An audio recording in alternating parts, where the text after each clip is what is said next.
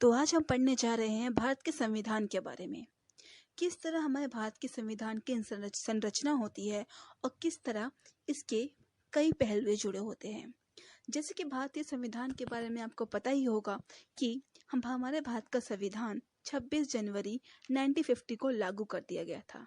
पर इससे पहले ऐसी बहुत सारी चीज़ें हो चुकी थी जिसकी वजह से एक प्रारूप इसका बन के तैयार हुआ था। इसके पीछे एक इतिहास है कि किस तरह टुकड़ों में बटते बटते जुड़ते जुड़ते संविधान की संरचना हुई है। तो आइए इस क्लास में हम यही पढ़ने की कोशिश करेंगे कि हमारे भारत के संविधान की संरचना कैसे बनी थी। तो हमारे भारत के संविधान को बनाने के लिए संविधान सभा का गठन हुआ था, जिसे हम कॉन्स्टिट्यूशनल असेंबली कहते हैं। कॉन्स्टिट्यूशनल असेंबली ने ही, जिसके अंदर लगभग 300 मेंबर थे, इस संविधान की संरचना बनाने में एक अहम भूमिका निभाई थी। संविधान सभा के मुख्य अध्यक्ष थे राजेंद्र प्रसाद।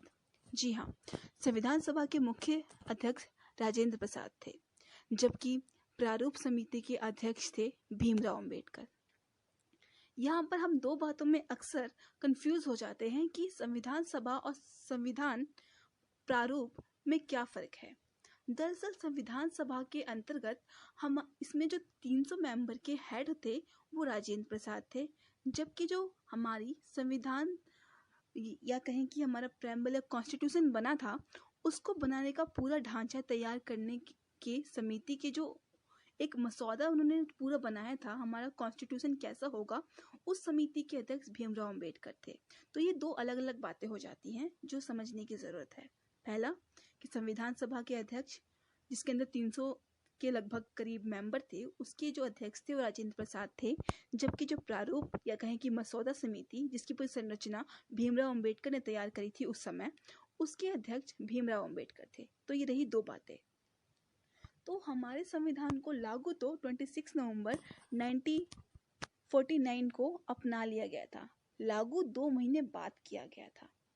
दरअसल हमारे संविधान सभा 26 नवंबर 1949 को ही अपनाया गया था, पर 2 महीने की रुकने की यह वजह क्या हो सकती है, सोचने वाली बात है। आखिर किन कारणों की वजह से इन 2 महीनों तक हमने इंतज़ार किया, या फिर कहें कि संविधान सभा में उस समय इंतज़ार करके 2 महीने बाद उसका हमारे संविधान को, कॉन्स्टिट्यूशन को अपना लिया गया। तो हमारे संविधान को 26 जनवरी 1950 को अपना लिया गया। जैसे कि हम जानते ही हैं, 26 जनवरी 1950 को हमारा रिपब्लिक डे होता है। तो इसका मेन कारण क्या था? तो हम मुख्य कारण देखा जाए तो 26 जनवरी 1950 एक ऐसी डेट को चुना जाना, इसका कारण एक ही था। दरअसल हमारे जो भारत का ध्वज था, इंडिया का झंडा, उसको पहली बार रावी के तट पे 26 जनवरी को ही फहराया गया था। तो एक ऐसा कोई दिन ज़रूरी तय करना था जिस दिन हमारे इस गणतंत्र देश की एक बुनियादी कह सके कि हाँ, ये दिन एक स्पेशल डे है। दैट्स वाई जो हमारे जो 26 जनवरी 1950 की डेट को लागू किया गया, और इसी तरह हमारे ये संविधान को अपना लिया गया। तो मुख्य बातें हम यहाँ से सीखेंगे। तो आई होप आपको ये लेक्चर में समझ आया होगा कि हमारे संविधान की रूपरेखा किस तरह तैयार हुई थी, इसमें कितने मेंबर थे। अब अगर आपको आगे की वीडियोस के लिए प्लीज़ आप मेरे चैनल को सब्सक्राइब कीजिए, लाइक कीजिए। Thank you.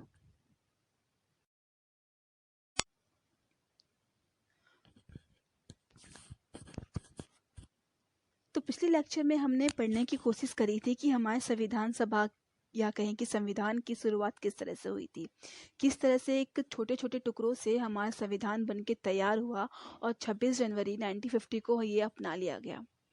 संविधान सभा को एक किताब बनने का एक धीरे धीरे पहले तो शुरू ही हुआ था, पर संविधान की एक रूपरेखा किस तरह, इसकी क्या विशेषताएं हैं, यह जानना महत्वपूर्ण है।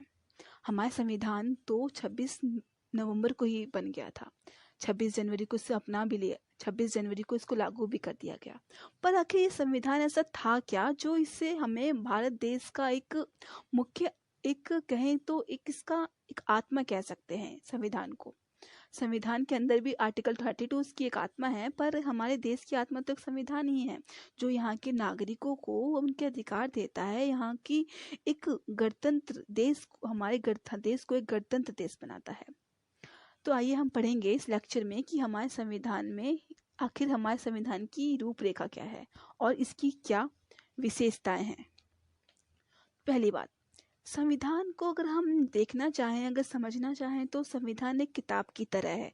जिस तरह मान लीजिए एक इंस्टीट्यूट को चलाने के लिए कुछ नियम या कायदों की ज़रूरत होती है, उसी तरह एक देश को चलाने के लिए एक नियम और कायदों की ज़रूरत होती है। जहाँ पर जैसे एक इंस्टीट्यूट में हर किसी को, एक टीचर को अपना अधिकार होता है, स्टूडेंट को एक अपना अधिकार है पढ़ने का, टीचर को पढ़ाने का, सबके पास अपने राइट्स हैं, सबको और कि सबको अपने अपने एक दायरे में काम करना होता है। उसी तरह संविधान ने भी हर नागरिक को हक दिया है, उनको राइट्स दिए हैं, उनकी ड्यूटी है। ये सब कुछ कॉन्स्टिट्यूशन में बताया गया है किसकी क्या जिम्मेदारियां होंगी। पहली बात, संविधान को समझने के लिए हमें एक किताब को इमेजिन करना चाहिए कि कैसी किताब होती है। पहली बात, जब किताब को हम देखते हैं तो एक किताब का पूरा ढांचा या कोई सब्जेक्टिव हो, मान लीजिए एक साइंस की बुक है, उसके ऊपर लिखा होगा साइंस, तो हमारी कॉन्स्टिट्यूशन के ऊपर लिखा होगा भारत का संविधान। अब उसके नीचे आप पहला पन्ना खोलेंगे तो आपको पहले पन्ने पे प्रीफेस मिलेगा, यानी कि बुक के अंदर, और कॉन्स्टिट्यूशन को अंदर हमें प्रेम्बल मिलेगा। प्रीफेस में ज़रा सोचिए क्या लिखा होता है। उसमें लिखा होता है कि इस किताब में क्या क्या है। उसी तरह कॉन्स्टिट्यूशन के प्रेम्बल में लिखा होता है कि हमारे संविधान में मुख्य क्या क्या है, यानी कि समानता का अधिकार, धर्म का अधिकार, ये सारी बातें जो हमारे नागरिकों के लिए महत्वपूर्ण हैं, जो इसका पूरा एक पहलू की तरह हमारे साथ जुड़ी हुई है। फिर बात आती है पाठ की। पाठ आखिर होता क्या है? अगर आप किसी बड़े इंसान की किताब में देखेंगे तो आपको उसमें ब्लॉक दिखाई देगा, यानी कि ब्लॉक का मतलब है कि इस ब्लॉक के अंदर बहुत सारे चैप्टर्स होंगे जो एक उसी टॉपिक से जुड़े होंगे। कि उस मान लीजिए फंडामेंटल हमारा पार्ट 3 में आता है। उसके अंदर सारी हमारी ड्यूटीज, फंडामेंटल हमारे राइट्स दिए गए हैं। उसी तरह किताब में पार्ट होते हैं जिसके अंदर बहुत सारे चैप्टर्स होते हैं। अब इसी तरह ये अलग अलग तरीके से बटे हैं, आर्टिकल में, शेड्यूल में। इसको हम आगे और ढंग से समझेंगे। पहले हम संविधान की थोड़ी और विशेषता को जान लेते हैं। संविधान दो तरह से हो सकता है, या तो लिखित रूप में या अलिखित रूप में। अब ये सोचने में थोड़ा अजीब लगेगा कि अलिखित रूप में कैसे हो सकता है, क्योंकि लिखित रूप में तो आपके पास एक दस्तावेज मौजूद है, जबकि अलिखित रूप में आप पे ऐसा कुछ नहीं होता। तो वहाँ पे क्या डेमोक्रेसी नहीं होगी, वहाँ पे गणतंत्र नहीं होगा? नहीं, वहाँ भी गणतंत्र होगा। फर्क क्या है जानिए। जब हम लिखित रूप के दस्तावेजों की बात करते हैं तो इंडिया और अमेरिका जैसे देशों का ध्यान हमारे पास सीधा हमारे दिमाग में आता है, क्योंकि हमारे पास एक लिखित रूप में संविधान मौजूद है। जबकि हम अलिखित रूप से की बात करते हैं तो ब्रिटेन जैसे देशों का नाम याद आता है।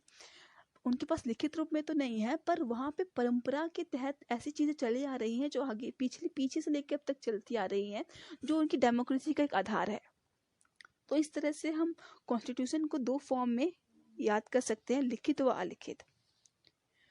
तो अब हम नेक्स्ट क्लास में पढ़ेंगे कि भारत के संविधान की क्या विशेषता होती है। Thank you.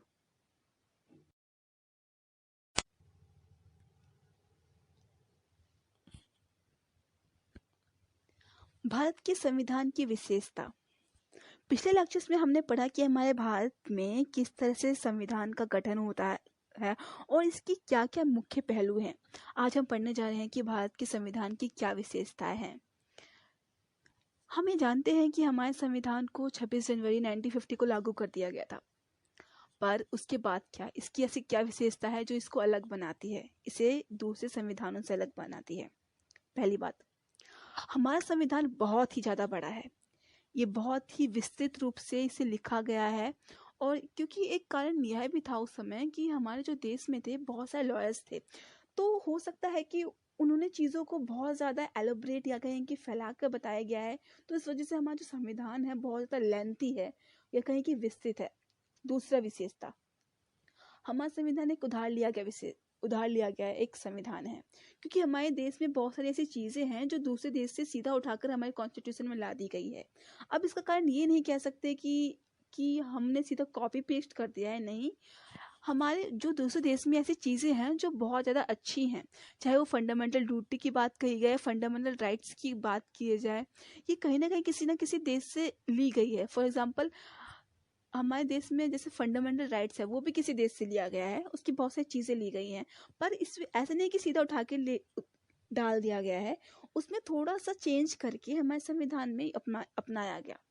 जब जो चीज़ अच्छी है उसको ले जाने में कोई बुराई नहीं है, इस वजह से हमारे संविधान में भी बहुत सारी चीज़ें हैं जो दूसरे देशों से ली गई है।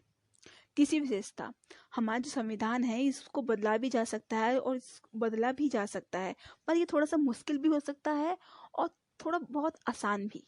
इसका कारण यह है कि हमारे उस समय जब संविधान बन रहा था, लोग जानते थे कि समय के साथ चीज़ें बदलेंगी और बदल भी रही हैं आज तक, और कुछ कुछ ऐसी चीज़ें होती हैं जो इसे बदलना सही नहीं है, तो उस चीज़ों को कठोर रखा गया, यानी कि उसको बदलना पॉसिबल है, बट उसको बदलने के लिए बहुत ज़्यादा बहुत ज़्यादा एफर्ट्स, बहुत सी चीज़ों को देखना पड़ेगा। तो इसलिए हमारा संविधान लचीला भी है और कठोर भी है। अब लचीलेपन की बात करें तो इसमें इसमें ऐसे कुछ टॉपिक्स आ जाते हैं, जैसे कि अगर मान लीजिए हमारे किसी राज्य की बाउंड्री की बात हो गई तो ये कर सकते हैं, या फिर किसी का इस राज्य का नाम चेंज करना है तो वो भी पॉसिबल है। बॉम्बे को मुंबई कर दिया गया, आसान है। आजकल तो वेस्ट बंगाल की भी आजकल मांग उठ रही है कि उसको खाली बंगाल कर दिया जाए। अभी हुआ तो नहीं है, पर हो सकता है कि हो जाए, क्योंकि ये मुश्किल नहीं है, ये आसान है, पॉसिबल है ये। और कठोर की बात करें तो कठोर के अंदर मान लीजिए कि ऐसी कोई चीज़ है, हाई कोर्ट की पावर हो गई, सुप्रीम कोर्ट की, या फिर कहें कि इलेक्शन कमीशन की, ऐसी चीज़ें जो सीधा लोगों को इफेक्ट करती है, या फिर जिससे गवर्नमेंट को आसानी होती है, वो नहीं कर सकते, वो मुश्किल है। क्योंकि अगर ऐसी चीज़ों में बदलाव कर दिया गया तो डेमोक्रेसी को कुछ मतलब ही नहीं रह जाएगा। तो इन सब चीज़ों को कठोर में रखा गया, यानी कि मुश्किल है, रीजबिलिटी है, यानी कि मुश्किल से बदल सकते हैं।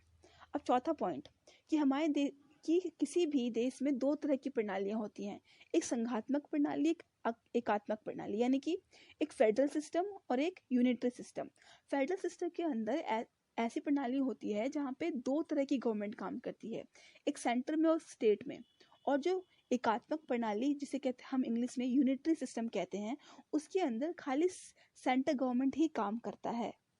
अब आप खुद ही सोचिए कि हमारे देश में कौन सी प्रणाली काम कर रही होगी, संघात्मक की एकात्मक, खुद से प्रश्न कीजिए।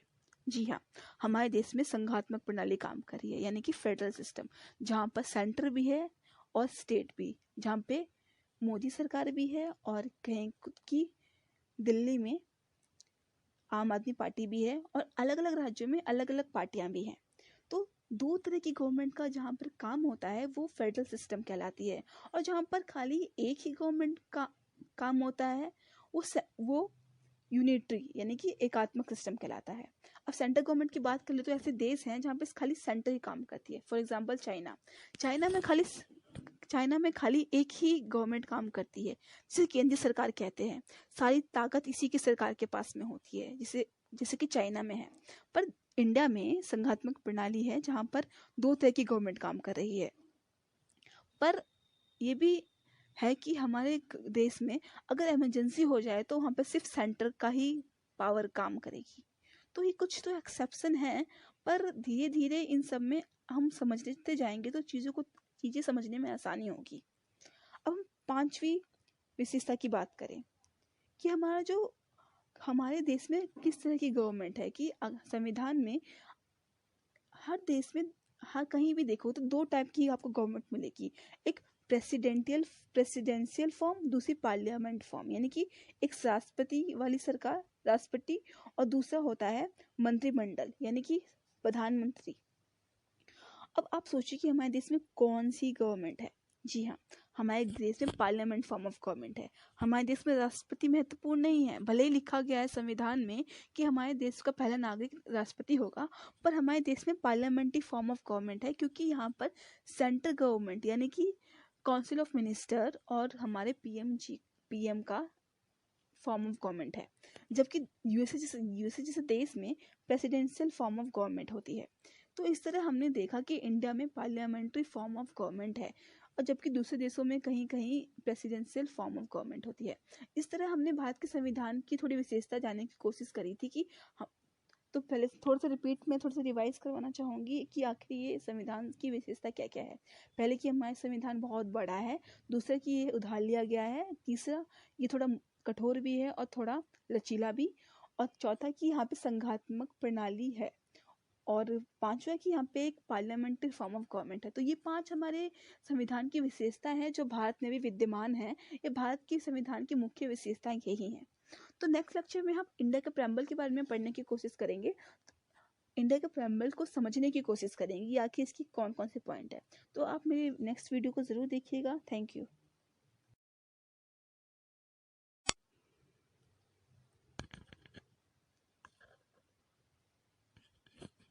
तो आज के लेक्चर में हम पढ़ने जा रहे हैं भारत के संविधान में इंडिया के प्रेम्बल के बारे में। जी हाँ, इंडिया का प्रेम्बल। अगर आपने कभी भी इंडिया का प्रेम्बल नहीं पढ़ा है तो मैं कहूँगी आप सबसे पहले जाकर अपनी किताब के एनसीईआरटी के पेज को ओपन कीजिए।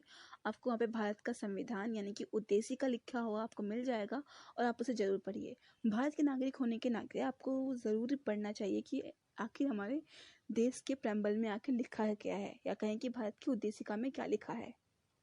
तो मैं थोड़ा सा पढ़ना चाहूँगी कि आखिर हमारे भारत के प्रेम्बल में लिखा क्या है।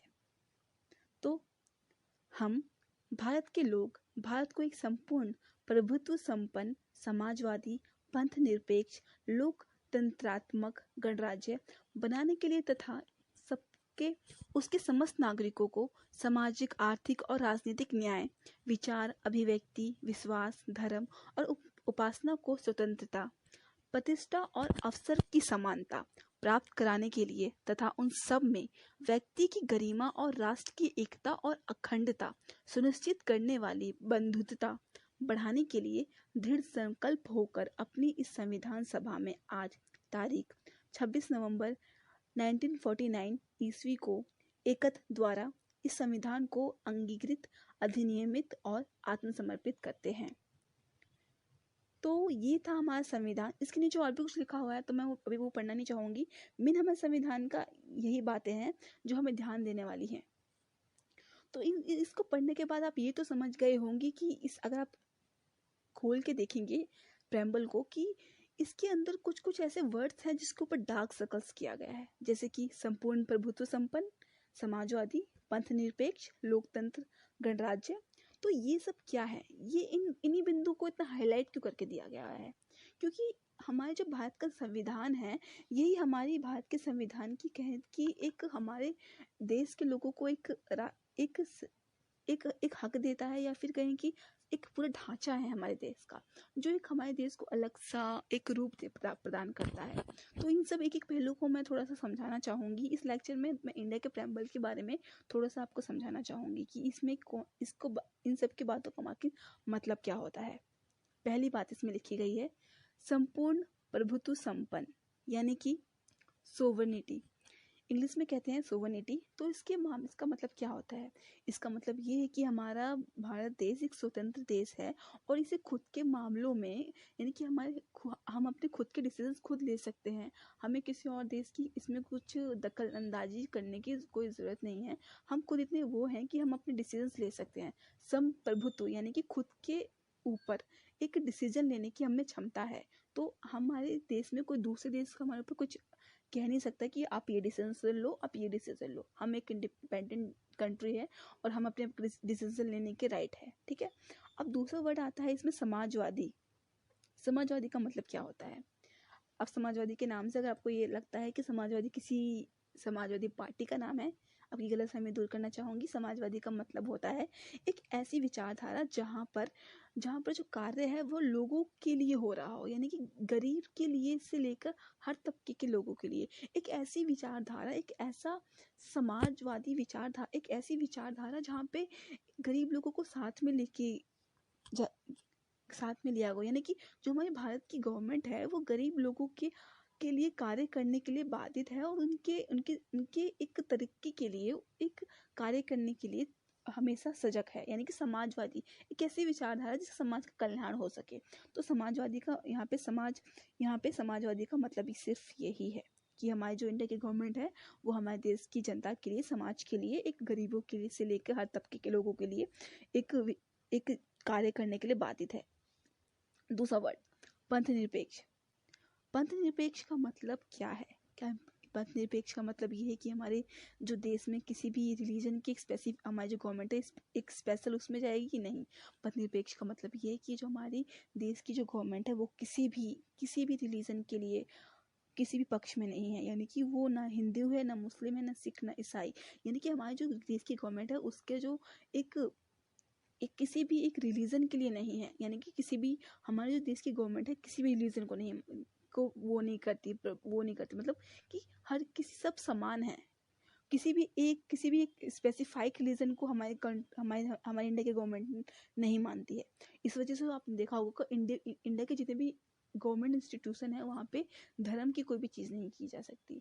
अब इसका दूसरा पहलू ये है कि अगर हमारे जो गवर्नमेंट की इंस्टीट्यूट है वहाँ पे अगर कुछ धर्म का नहीं हो सकता है तो फिर जो चीज़ें जो स्कूल धर्म के से खोले जाते हैं वहाँ पे क्यों प्रैक्टिस होता है?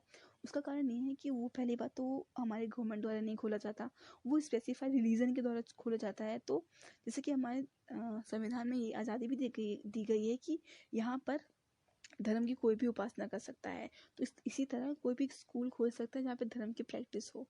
तो इसका मतलब सीधा ये है कि हमारा जो कंट्री है वो एक पंथ निरपेक्ष है, किसी भी स्पेसिफाइड धर्म को नहीं, मतलब नहीं है एक धर्म के नाम पे। यहाँ पे सिर्फ India government has no religion, सीधी सी बात ये है, ठीक है। अब चौथा है डेमोक्रेटिव, यानी कि लोकतंत्रात्मक। लोकतंत्रात्मक का मतलब ये है कि हमारा जो देश होगा, यानी कि सिंपल भाषा में कहूँ तो इलेक्शंस, हमारे जो प्रतिनिधि चुने जाएंगे वो हम लोगों में से चुने जाएंगे, हम उनको वोट देंगे और वो प्रतिनिधि हमारे लिए कार्य करेंगे।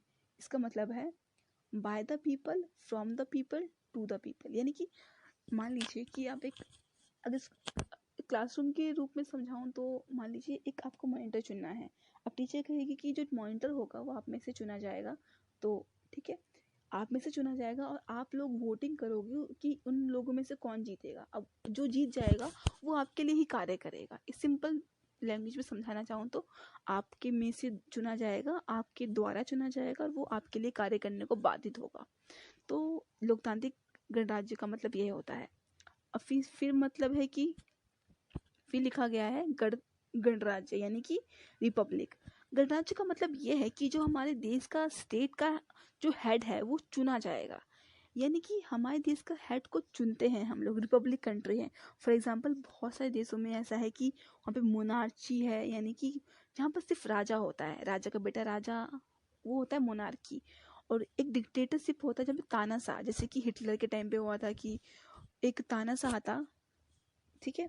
तो हमारे जो देश में है वो है गणतंत्र, यानी कि हम अपने जो प्रतिनिधि हेड को चुनते हैं। एक स्टेट की हेड ऑफ द स्टेट चुना जाता है, या मुख्यमंत्री हो गया, या तो हमारे हमारे ये एमएलए हो गए, हम लोग चुनते हैं। तो हमारा ये जो संविधान में सीधी बात कही गई कि हमारी जो कंट्री है वो एक रिपब्लिक कंट्री है।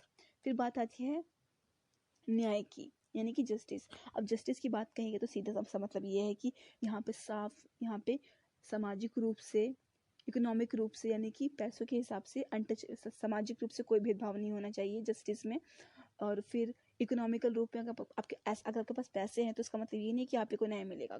अगर आपके पास पैसे नहीं है तो तब भी आपको न्याय मिलेगा, गवर्नमेंट आपको हेल्प प्रोवाइड करेगी। तो सीधा सा मतलब ये है कि आपको जस्टिस मिलेगा। अगर आपको ऊपर कोई भी अगर मतलब अगर आपको लगता है कि कोई जस्टिस नहीं मिला है तो आपको कास्ट, जेंडर या फिर किसी भी इकोनॉमिक बेसिस पे आपको जज नहीं किया जाएगा। आपको सिर्फ एक कॉमन नागरिक को के तहत आपको जज किया जाएगा। जस्टिस यानी कि आपको जस्टिस जो होगा वो पूरा फेयर होगा, बिना बायस के होगा। अगर कोई अमीर है तो उसको अलग सजा, कोई गरीब है तो उसको अलग सजा, ऐसा कुछ नहीं है। सारे अगर कोई लड़की है तो अलग सजा, लड़का है तो अलग सजा, ऐसा कुछ भी नहीं है। सब कॉमन ग्राउंड लेवल पे उनको सजा होती है और आपको न्याय भी उसी रूप में ही मिलेगा। अब बात करते हैं समानता की। अब बात, दूसरा वर्ड था स्वतंत्रता। अब बात करते हैं स्वतंत्रता की। अब स्वतंत्रता किस चीज़ में? दंगों करने में नहीं, या फिर कुछ भी बोलने में, ऐसा नहीं। कुछ भी मतलब स्वतंत्रता आपके विचारों की, आपके अभिव्यक्ति की। आप बिल्कुल शांत तरीके से आप एकत्रित हो सकते हैं। किसी को अगर आपको प्रदर्शन भी करना है तो शांत तरीके से कर सकते हैं। ये सब आपको लिबर्टी दे रखी है। आपके विचारों की लिबर्टी, आपकी अभिव्यक्ति की लिबर्टी, आपकी किसी भी धर्म को मानने की लिबर्टी, आप किसी भी चीज़ में विश्वास कर सकते हैं। ये आपको पूरी आज़ादी है। गवर्नमेंट आपको, आपका संविधान आपको हक देता है कि आप अपने अभिव्यक्ति को, आप अपने अभिव्यक्ति पर, ये नहीं कि आप कुछ भी कर सकते हैं, ये भी नहीं है। हाँ, एक रेस्ट्रिक्ट वे में अभिव्यक्ति आप कर सकते हैं अपने विचारों की, ये सब कर सकते हैं। धर्म, आप कोई भी धर्म मान सकते हैं, आपका विश्वास कहीं भी हो। तो इस तरह से आपको स्वतंत्रता दी गई है कहीं भी घूमने की, किसी भी राज्य में जाने की। हमारे कंट्री के अंदर हाँ, दूसरे राज्य में जाने के लिए परमिशन चाहिए ही होती है, पर राज्य की, हमें देश की बात करें तो किसी भी राज्य में जाने के लिए आप स्वतंत्र हैं। कहीं भी आप नौकरी करने के लिए स्वतंत्र हैं, इस तरह से। फिर आता है इक्वलिटी, यानी कि अब इक्वलिटी के अंदर बहुत सारे मुद्दे आ जाते हैं। यही स्टेटस का, अपॉर्चुनिटी का, कि अगर मान लीजिए स्टेटस की बातें करें, अगर कोई अमीर है तो उसको अलग वो उसको इक्वलिटी, मतलब अगर कोई अमीर है तो उसको अवसर मिलेंगे, ऐसा कुछ नहीं है। अगर आप लड़का है लड़की, कुछ नहीं है। अपॉर्चुनिटी यानी कि आपको सेम वेजेस भी मिलेंगी, आप इक्वल, सब कुछ इक्वल है। आप में कोई डिफरेंसेस नहीं कर सकता जेंडर, कास्ट के बेसिस पे। इसका मतलब इक्वलिटी में ये है। स्टेटस, अपॉर्चुनिटी में आपको डिफरेंशिएट नहीं कर सकता। अब फिर है फ्रेटर्निटी, यानी कि भाईचारा बढ़ाना। ये भाईचारा, इसका मतलब है कि हमारे भारत के लोग फ्रेटर्निटी यानी कि भाईचारा बना के रखेंगे। राष्ट्र की एकता, अखंडता, ये सब, बंधुता, ये बंधुता इसमें सीधा वर्ड दे रखा है। तो बंधुता का मतलब ये है कि भाईचारा बना के रखना एक दूसरे से, इस तरह से। फिर है, अब एक बात और है कि इसमें 3 और चीज़ें हैं। एक है कि 1976 में 42 कॉन्स्टिट्यूशन अमेंडमेंट हुआ था, जिसके तहत इसमें 3 बातों को जोड़ा गया था। पहला सेकुलर, तीसरा इंटीग्रिटी, चौथा सोशलिस्ट। यानी कि सेकुलर के बारे में तो आपको बता ही चुकी हूँ कि पंथ निरपेक्षता इसमें जोड़ी गई थी। फिर अखंडता यानी कि इंटीग्रिटी, यानी कि हमारे देश की अखंडता, एक है कि हमारे देश को कोई तोड़ नहीं सकता है। इंटीग्रिटी का मतलब यही होता है। और फिर सोशलिस्ट यानी कि समाजवादी विचारधारा। तो इस तरह से हमने देखा कि हमारे जो ये सब पॉइंट्स को हमने देखा कि हमारे जो प्रेम्बल में ये सब बातों को पूरी तरह से स्पष्ट रूप से बताया गया है। पहले तो आप प्लीज़ एक बार जाके प्रेम्बल को दोबारा पढ़िए, तो सोचिए कि इसमें ऐसी कौन सी ऐसी बात है जो आपको लगता है कि सही है। मेरे ख्याल से सभी बातें इसमें बहुत अच्छे से मैंने एलेबरेट कर दी है। अगर आपको और लेक्चर्स देखने हैं तो प्लीज़ मेरे नेक्स्ट वीडियोस सब्सक्राइब, मेरे वीडियो चैनल्स को सब्सक्राइब एंड लाइक कीजिए। Thank you. तो आज का जो हमारा टॉपिक है वो है डिप्टी स्पीकर ऑफ लोकसभा। कि आखिर डिप्टी और स्पीकर के क्या उनकी क्या एक पावर होती है, उनको कैसे नियुक्त किया जाता है, उनको कैसे हटाया जाता है, उनका क्या रोल होता है हमारी एक लोकसभा में। पहली बात तो लोकसभा की जो पहली मीटिंग होती है लोकसभा में, उसी में जो जीते हुए मेंबर यानी कि मेजॉरिटी पार्टी में से ही एक सदस्य डिप्टी स्पीकर बनता है। और ये डिसाइड यानी कि डेट डिसाइड स्पीकर करते हैं। और जो जितने भी उनको रिमूवल यानी कि उनको हटाने का प्रोसेस है वो सेम स्पीकर की तरह ही होता है। यानी कि 2/3 ऑफ मेजोरिटी उनको चाहिए होती है। 2/3 ऑफ मेजोरिटी, एब्सोल्यूट मेजोरिटी उनको हटाने के लिए चाहिए होती है। और 14 दिन का रेजोल्यूशन पास करना पड़ता है एक डिप्टी स्पीकर को हटाने के लिए। डिप्टी स्पीकर का एक रोल ये भी है कि जब स्पीकर अपने पद पर नहीं होते हैं तो उनका जो पद है उनको संभालने की जिम्मेदारी डिप्टी स्पीकर की होती है। डिप्टी स्पीकर की बात करें तो deputy speaker automatically chairman of parliament committee बन जाते हैं। तो इस और उनकी जो सैलरी होती है उन कंसोलिडेटेड फंड ऑफ इंडिया में होती है, क्योंकि उनका कार्य एक तरह से कहें तो देखना, सरकार की व्यवस्था को देखना होता है और कॉलम मेंटेन करना होता है। इस तरह से, इस वजह से हम कह सकते हैं कि डिप्टी स्पीकर की भी जो सैलरी होती है कंसोलिडेटेड फंड ऑफ इंडिया में ही से ही सेव होती है।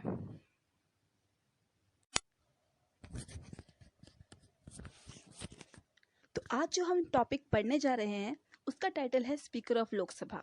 आखिर स्पीकर ऑफ लोकसभा की क्या जिम्मेदारियां होती हैं, उनको नियुक्त कैसे किया जाता है, उनकी सैलरी क्या होती है और उनकी ताकत क्या होती है। तो इन्हीं सभी सवालों के साथ इस लेक्चर की मैं शुरुआत करना चाहूँगी। तो पहली बात कि आखिर ये जो स्पीकर होता है उनका इलेक्शन कब होता है और कैसे होता है। तो जो इनके इलेक्शन के लिए जो 545 मेंबर्स होते हैं, जो मेंबर्स होते हैं लोकसभा में से, उन्हीं एक मेंबर को स्पीकर ऑफ लोकसभा बनाया जाता है, यानी कि उसको स्पीकर बनाया जाता है। और ये डिसाइड प्रेसिडेंट, यानी कि कौन कौन से दिन ये तय होगा, ये प्रेसिडेंट डिसाइड करते हैं। और रही बात इनकी समय अवधि की, यानी कि कितने समय तक रहेंगे, तो यह इस पर डिपेंड करता है कि वो पार्टी कितने साल तक है सत्ता में। ठीक है, अब इनको हटाना कैसे होता है, इनको हटाया कैसे जाता है।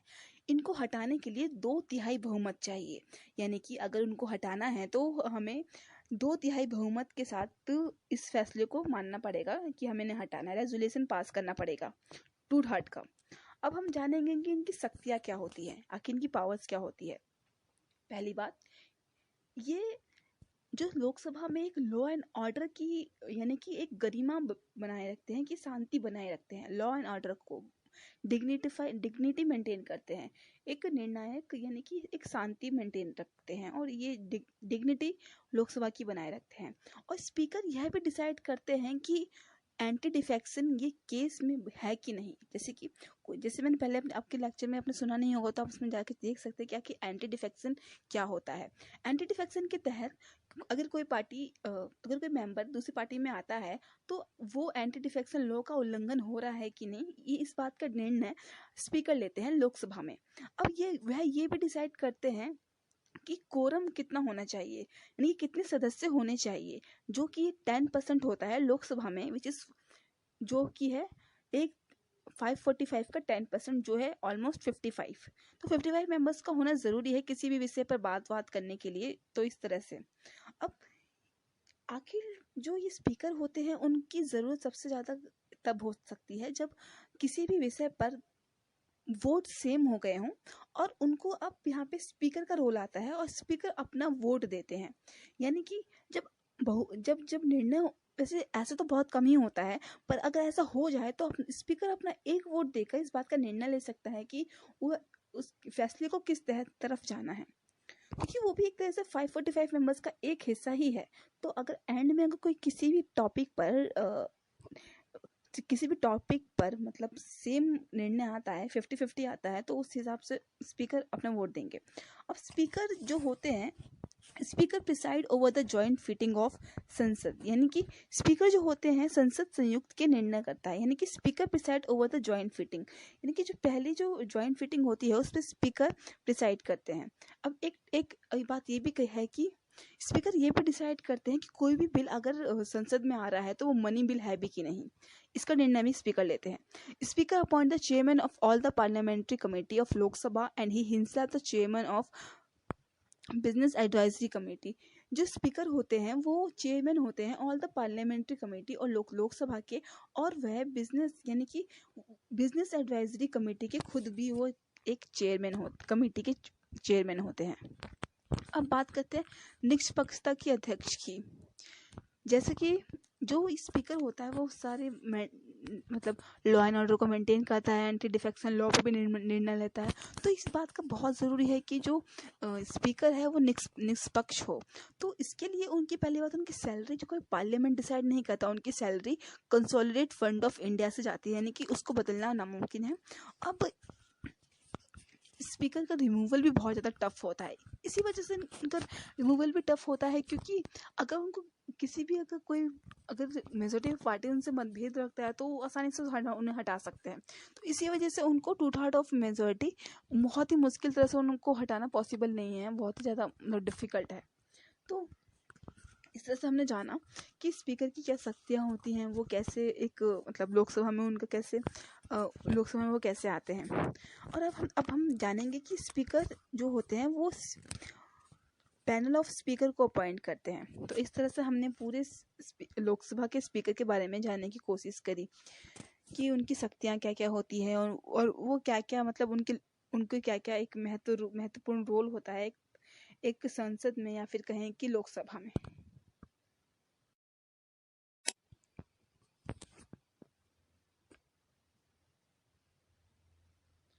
तो आज हम प्रधानमंत्री के विषय में पढ़ने जा रहे हैं। पहली बात तो हम देखेंगे कि प्रधानमंत्री आखिर संविधान में किस पार्ट में बताया गया है। प्रधानमंत्री की एलिजिबिलिटी क्या होती है, उसके कार्य क्या होते हैं, उसकी पावर्स क्या होती है और वो उसकी कितने साल का टर्म होता है। पहली बात तो जो प्रधानमंत्री के बारे में हमारे संविधान में पाठ 5 में बताया गया है, और प्रधानमंत्री एक असली एग्जीक्यूटिव यानी कि असली कार्य प्रणाली का जो कार्य होता है वो प्रधानमंत्री करते हैं। प्रधानमंत्री सरकार के मुखिया होते हैं, यानी कि जो पार्टी सत्ता में होती है उसका मुखिया प्रधानमंत्री होते हैं। हमारे संविधान में प्रधानमंत्री के नियुक्ति के बारे में एक विशेष बात की गई है, जो आर्टिकल 75 से बताता है कि हमारे देश में प्रधानमंत्री की नियुक्ति प्रेसिडेंट करेंगे और उनको शपथ प्रेसिडेंट दिलाएंगे। अब रही बात कि प्रधानमंत्री कौन से जगह से मेंबर होने चाहिए, तो प्रधानमंत्री राज्यसभा या फिर लोकसभा के मेंबर हो सकते हैं। वो किसी भी सभा के एक पार्ट हो सकते हैं और वो उसके बाद उसके बाद वो प्रधानमंत्री बन सकते हैं। और ये बात और भी एक ध्यान देने वाली है कि अगर कोई नॉमिनेट मेंबर भी प्रधानमंत्री बन सकता है। अब नॉमिनेट मेंबर के बारे में अगर आपको जानना है तो मैं यहाँ पिछले वीडियोस में जा सकते हैं, फिर भी मैं थोड़ा सा डिटेल बताना चाहूँगी। नॉमिनेट मेंबर्स वो मेंबर्स होते हैं 12 और 2 12 मेंबर जो अपने एक विशेष फील्ड से आते हैं, उनको डायरेक्ट प्रेसिडेंट अपॉइंट करते हैं। और 2 मेंबर ऐसे होते हैं जो एंग्लो इंडियन होते हैं, जिनके एक पिता इंडियन होते हैं और दूसरे पेरेंट नॉन इंडियन। तो इस तरह जो नॉमिनेट मेंबर्स है, अगर कोई नॉमिनेट मेंबर्स है तो वो भी प्रधानमंत्री बन सकता है। और तीसरी बात, कोई भी मेंबर पीएम बन सकता है अगर वो राज्यसभा लोकसभा का इसमें ना जीता हो, इस फिर भी बन सकता है। अब जैसे कि हम पहले बताते कि पीएम को शपथ लेने का कार्य प्रेसिडेंट करते हैं। अब इनकी हम देखेंगे एलिजिबिलिटी क्या होती है, कि आखिर प्रधानमंत्री बनने के लिए हमें आखिर ऐसी कौन सी एलिजिबिलिटी की जरूरत पड़ती है। पहली बात तो प्रधानमंत्री को लोकसभा में चुना होना चाहिए और उसकी उम्र 25 वर्ष तक होनी चाहिए। जी हाँ, प्रेसिडेंट के लिए एज थी 35, जबकि प्राइम मिनिस्टर के लिए एज है 25। अब हम बात करते हैं प्रधानमंत्री की टर्म की, यानी कि प्रधानमंत्री कितने साल तक बन सकते हैं। पहली बात, प्रधानमंत्री का टर्म कोई संविधान में स्पेसिफाइड नहीं किया गया है। अगर जब तक हमारी जब तक मेजोरिटी पार्टी जब तक है तब तक प्रधानमंत्री बने रहेंगे, यानी कि मान लीजिए 5 साल तक मेजोरिटी पार्टी सत्ता में है तो उसके प्रधानमंत्री बने रहेंगे। अगर उसके अगले साल भी 5 साल फिर से सत्ता में उसकी सरकार आती है तो फिर से वो जीती हुई पार्टी अपने नेता चुनेगी या फिर वही प्रधानमंत्री, जैसे कि इस बार हुआ है 2 बार से लगातार हमारे देश के प्रधानमंत्री नरेंद्र मोदी बनते आ रहे हैं। इससे पहले कांग्रेस पार्टी में भी ऐसे ही हुआ था, जब लगातार मेजोरिटी में पार्टी थी तो वो लगातार दो बार सत्ता में एक बार मनमोहन सिंह के साथ भी ऐसा हुआ और फिर अब मोदी जी के साथ, यानी कि पीएम के साथ, अब जो वर्तमान में पीएम है उनके साथ ऐसा हो रहा है। और ये बात भी बताई गई है कि जब तक जो पीएम होता है वो प्लेजर ऑफ प्रेसिडेंट, यानी कि अब प्लेजर ऑफ प्रेसिडेंट का मतलब समझिए। प्लेजर ऑफ प्रेसिडेंट का मतलब ये होता है कि जब तक प्रेसिडेंट चाहे तब तक ही पीएम बना रहेंगे, अन्यथा नहीं, यानी कि प्लेजर ऑफ प्रेसिडेंट इन्हें कभी भी हटाया जा सकता है। फिर आती है कि आखिर पीएम की सैलरी क्या होती है। पीएम की सैलरी पार्लियामेंट में डिसाइड की गई हुई है, यानी कि जो पीएम की सैलरी होगी वो पार्लियामेंट तय करेगा, ना कि कोई और। अब हम देखते हैं कि आखिर पीएम की शक्तियां क्या होती हैं, यानी कि पीएम पावर। प्रधानमंत्री की शक्तियां जानने के लिए हम तो पहली बात की पीएम रिकमेंड करता है कोई भी, यानी कि जो पीएम होता है वो प्रेसिडेंट को रिकमेंडेट करते हैं, यानी कि प्रेसिडेंट को बताता है कि कोई भी अगर किसी को मिनिस्टर को अगर उसे बनाना है तो पीएम प्रेसिडेंट को रिकमेंड करेगा और प्रेसिडेंट उसको बना देगा। पहली बात, हमारे संविधान में ये बात कही गई है कि जो प्रेसिडेंट है वो पीएम के कहने पे कार्य करेगा और पीएम काउंसिल ऑफ मिनिस्टर के, ये तीनों ही एक तरह से जुड़े हुए हैं।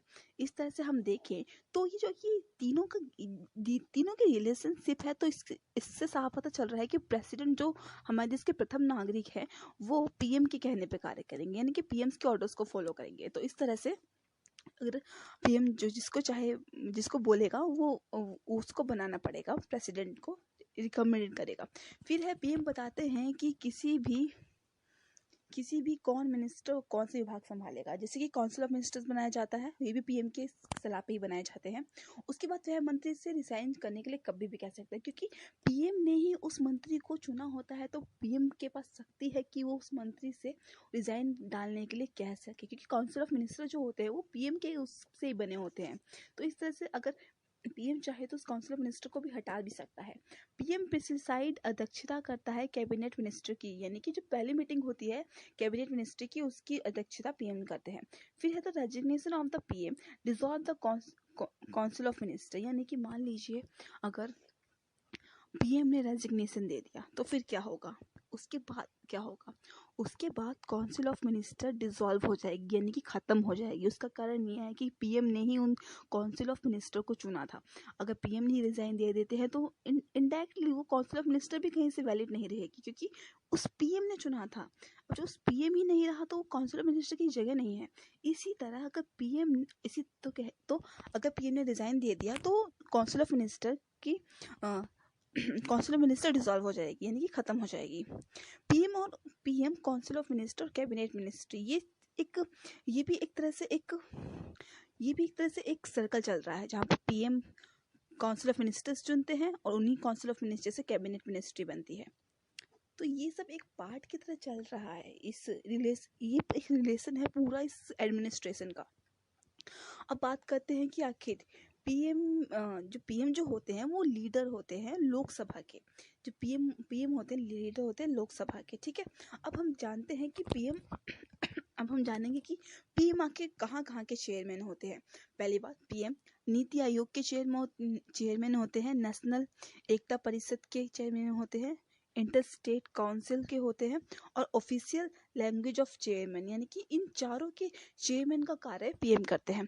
तो अब हमने देखा कि कैसे पीएम की शक्तियाँ होती है प्रधानमंत्री की, और ये किस पार्ट में बताया गया है, और किस तरह कोई नॉमिनेट मेंबर भी बन सकता है, कोई लोकसभा राज्यसभा का मेंबर भी बन सकता है, और उनको शपथ प्रेसिडेंट दिलाते हैं। उनकी सैलरी पार्लियामेंट में डिसाइड होती है, उनकी पावर्स क्योंकि तो इस तरह से हमने जाना है कि आखिर प्रेसिडेंट का पीएम का क्या रोल होता है एक भारत के संविधान में, या कहे कि भारत के एक लोकतांत्रिक देश में।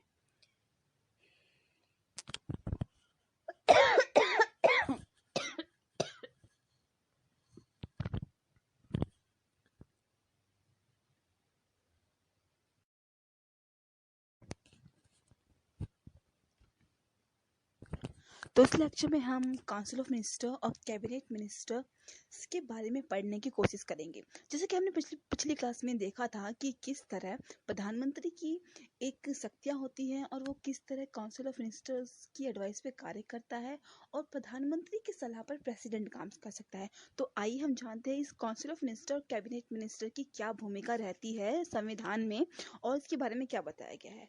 पहली बात हम काउंसिल ऑफ मिनिस्टर के बारे में करेंगे। पहली बात, आर्टिकल 74 यह कहता है कि मंत्रिमंडल के मंत्री एडवाइस करेंगे प्रेसिडेंट को, यानी कि जो काउंसिल ऑफ मिनिस्टर्स होंगे वो सलाह देने के लिए बाध्य हैं, यानी कि वो सलाह देंगे पीएम को, और पीएम अपनी इस बात को लेके प्रेसिडेंट के पास जाएंगे, और ये जो प्रेसिडेंट इनके सलाह को मानने के लिए बाध्य होगा, और उन्हीं के कहने पे वो कार्य करेंगे। फाइनल वर्क जो होता है प्रेसिडेंट करता है, पर वो काउंसिल ऑफ मिनिस्टर की एडवाइस पे करता है। ये 42 अमेंडमेंट के तहत हुआ था, और जिसके काउंसिल ऑफ मिनिस्टर के हेड होते हैं पीएम, ठीक है। तो इसमें यह बताया गया था कि काउंसिल ऑफ मिनिस्टर के एडवाइस पर प्रेसिडेंट कार्य करेंगे, और काउंसिल ऑफ मिनिस्टर का हेड पीएम होते हैं। तो इस तरह हमने जाना कि आर्टिकल 74 में ये बताया गया पूर्ण रूप से कि प्रेसिडेंट मंत्रिमंडल यानी कि काउंसिल ऑफ मिनिस्टर के एडवाइस पर ही काम करेंगे। अब आर्टिकल 74 क्या कहता है? आर्टिकल 74 ये कहता है कि अगर कोई भी मेंबर पार्लियामेंट का सदस्य नहीं है तो फिर भी वो पीएम बन सकता है। जैसे कि मैंने पिछले पीएम के क्लास में बताया था कि पीएम अगर नॉमिनेट यानी कि तो भी वो पीएम बन सकता है। अगर वो कोई नॉमिनेट मेंबर है तो वो भी पीएम बन सकता है, और अगर कोई मेंबर लोकसभा राज्यसभा का से जीता हुआ नहीं है तो फिर भी वो पीएम बन सकता है। काउंसिल ऑफ मिनिस्टर यानी कि काउंसिल ऑफ मिनिस्टर में है तो फिर भी बन सकता है। और ये बात भी है कि अब हम काउंसिल ऑफ मिनिस्टर की बात करेंगे। अब आर्टिकल 75 में ये बताया गया है कि जो 15% लोग ही कैबिनेट काउंसिल ऑफ मिनिस्टर का हिस्सा बन सकते हैं। और 15% लोग कैसे होंगे, अब आइए हम देखते हैं। पहली बात कि हम जानते हैं कि टोटल मेंबर्स 545 होते हैं। अब 545 में से 15% members he council of ministers बनेंगे, जो एडवाइस करेंगे पीएम, एडवाइस करेंगे प्रेसिडेंट को, क्योंकि एडवाइस करेंगे प्रेसिडेंट को कि क्या करना है। अब ये जो 545 का 15% which is equal to 82 members, अभी 82 मेंबर्स जो होंगे ये बनाएंगे काउंसिल ऑफ मिनिस्टर्स। इनको जिम्मेदारियां मिलेंगी, अलग डिपार्टमेंट मिलेंगे जिनके हेड ये होंगे। अब इन 82 में से ही हमें कैबिनेट मिनिस्टर्स बनाने होंगे, यानी कि इस 82 में से ही एक कैबिनेट छोटा सा हिस्सा बनेगा, जिसके अंदर मिनिमम या फिर कहीं 19-20 मेंबर्स अप्रॉक्स होंगे। ये छोटा सा वो मेंबर होगा जो एडवाइस कैबिनेट मिनिस्टर एक प्रधानमंत्री को बिल्कुल एक तरह से उसको दिशा देता है। तो इस तरह से जो आर्टिकल 75 हमें बताता है कि जो कोई भी 15% लोग ही काउंसिल ऑफ मिनिस्टर्स में भाग बनेंगे, और पीएम और मिनिस्टर्स की एडवाइस पे ही पीएम और मिनिस्टर जो होंगे ये काउंसिलर, ये प्रेसिडेंट के प्लेजर पे रहेंगे। तो इस तरह हमने देखा कि आर्टिकल 75 क्या बताता है। इससे 91 कॉन्स्टिट्यूशन अमेंडमेंट के तहत 2003 में हुआ था कि मैक्सिमम नंबर 15% ही होगा। तो इस तरह हमने देखा कि काउंसिल ऑफ मिनिस्टर्स का क्या रोल है। अब देखते हैं कि ये जो आर्टिकल 75 में एक बात और कही गई है कि जो काउंसिल ऑफ मिनिस्टर्स होंगे वो लोकसभा, यानी कि जो लोकसभा में होंगे उनको एक कलेक्टिवली रिस्पॉन्सिबिलिटी लेनी होगी कार्य के प्रति। तो ये बात भी आर्टिकल 75 में कहा गया है। तो यही था आर्टिकल 75 और 74 की इसमें बताया गया है कि काउंसिल ऑफ मिनिस्टर्स का क्या कार्य होगा, कि एडवाइस करना प्रेसिडेंट को किसी भी कार्य में एडवाइस करने के लिए, जिसके हेड हमारे पीएम होते हैं। काउंसिल ऑफ मिनिस्टर के हेड पीएम होते हैं, और ये जो काउंसिल ऑफ मिनिस्टर होगा वो प्रेसिडेंट को एडवाइस करेगा। तो इसी तरह आर्टिकल 74 में बताया कि आर्टिकल 75 में ये बताया गया कि कोई भी मेंबर पार्लियामेंट में तो वो पीएम बन सकता है, और 15% लोग ही काउंसिल ऑफ मिनिस्टर के पार्ट होंगे। तो इस तरह हमने देखा कि आर्टिकल 74 आर्टिकल 75 में क्या फ़र्क है। अब हम देखते हैं कि कैबिनेट और कैबिनेट मिनिस्टर और काउंसिल ऑफ मिनिस्टर्स का क्या भूमिका। जैसे अभी बताया मैंने कि कैबिनेट मिनिस्टर की पहले बात सैलरी जो होती है वो पार्लियामेंट डिसाइड करती है कि इसकी सैलरी क्या होगी। उसके बाद की टाइप ऑफ हम देखेंगे कि क्या होता है। उसके बाद जो कैबिनेट मिनिस्ट्री होती है जिसके अंदर 10 या 15 लोग ही होते हैं। पहली बात जो काउंसिल ऑफ मिनिस्टर थी उसके अंदर almost 15% of 545 which is equal to 82 members, यानी कि 82 मेंबर्स थे। और इस कैबिनेट मिनिस्टर में 10 या 15 मेंबर्स होंगे जो राज्य में प्रभावी मिनिस्ट्री या स्टेट संभालेंगे। इसके अंतर्गत आते हैं राज्य प्रभाव मंत्री, फिर उप मंत्री, डिप्टी मिनिस्टर्स। इस तरह जो minister India are not legally responsible, ठीक है। तो ये सब मिनिस्टर्स होते हैं वो लीगली रिस्पॉन्सिबल नहीं होते हैं किसी भी कार्य के लिए, क्योंकि इन द एंड जो प्रेसिडेंट होता है वो सबका हेड होता है, और प्रेसिडेंट ही सब चीज़ों के लिए उत्तरदायी होता है। भारत के सारे काम के लिए प्रेसिडेंट उत्तरदायी होता है, क्योंकि जितने भी भारत में कार्य होंगे, भले वो पीएम कर रहे हो, कोई मिनिस्टर कर रहा हो, ऑन द वो प्रेसिडेंट का नाम पे हो रहा होता है। तो इसी तरह ये जो हमारे देश में जितना भी कार्य है वो प्रेसिडेंट के नाम से किए जाते हैं। तो इसी वजह से जो minister in India are not legally responsible, यानी कि वैधानिक रूप से ये जो मिनिस्टर्स होते हैं इन कार्य के लिए उत्तरदायी नहीं होते हैं। फिर आता है कि नॉमिनेट मेंबर्स भी मिनिस्टर बन सकते हैं।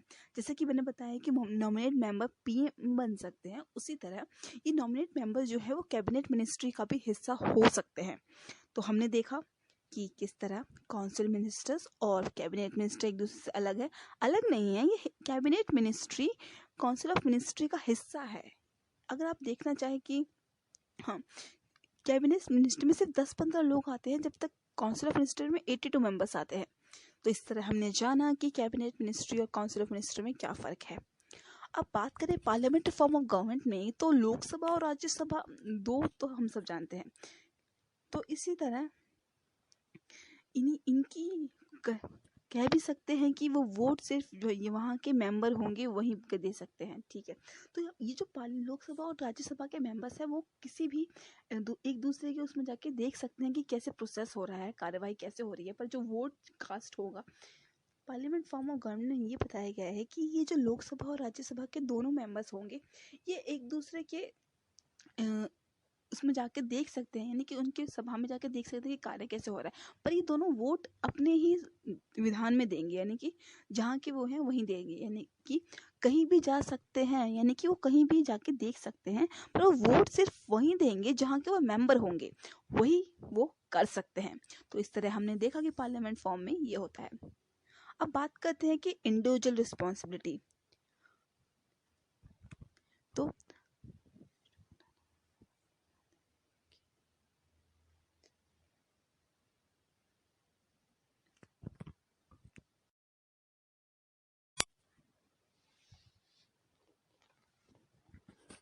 तो आज हम वाइस प्रेसिडेंट के बारे में पढ़ने जा रहे हैं। ये हमारे संविधान में पार्ट 5 में बताया गया है कि राष्ट्रपति की क्या पावर होगी, उसकी क्या एलिजिबिलिटी यानी कि क्या योग्यता होगी, और उनका कार्यालय के समय और उनका रेजिग्नेशन जितने भी बातें हैं ये हमें संविधान में बकायदा पार्ट 5 में बताया गया है।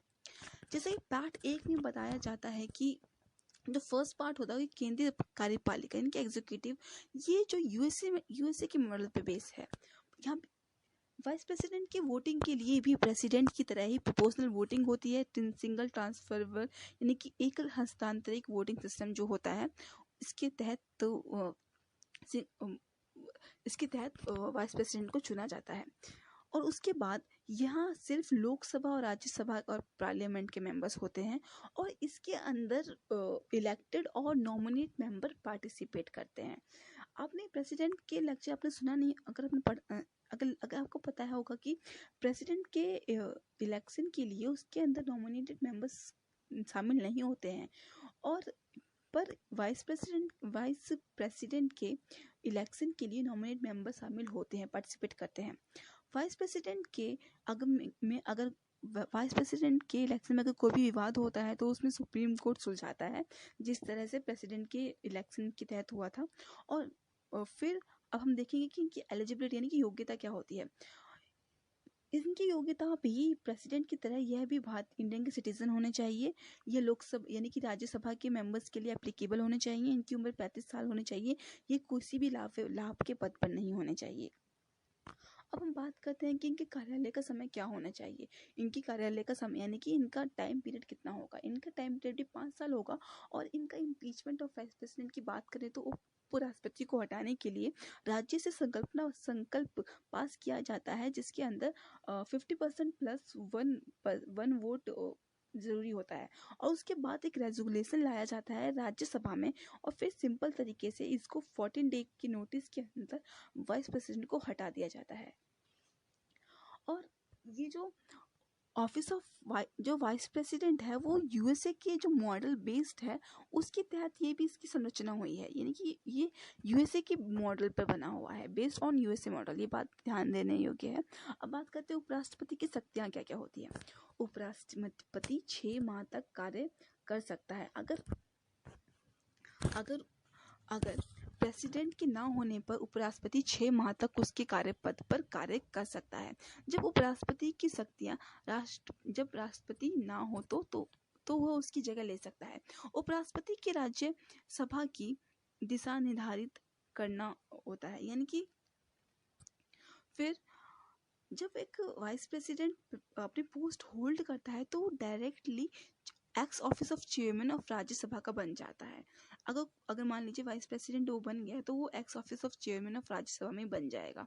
तो इस तरह से हमने देखा कि जो वाइस प्रेसिडेंट होता है वो एक तरह से सिर्फ उसके पास पावर्स इतनी नहीं होती है, पर वो एक जब प्रेसिडेंट के ना होने पर उसकी एक अहम भूमिका हो जाती है। और वो चेयरमैन ऑफ राज्यसभा यानी कि ऑटोमेटिकली उसकी पोस्ट वहाँ पे सिर्फ एक तरह से 2 ऑफिस होल्ड कर लेता है। और वो अपना रेजिग्नेशन जैसे प्रेसिडेंट अपना रेजिग्नेशन वाइस प्रेसिडेंट को देता है, वैसे ही वाइस प्रेसिडेंट अपना रेजिग्नेशन प्रेसिडेंट को देता है।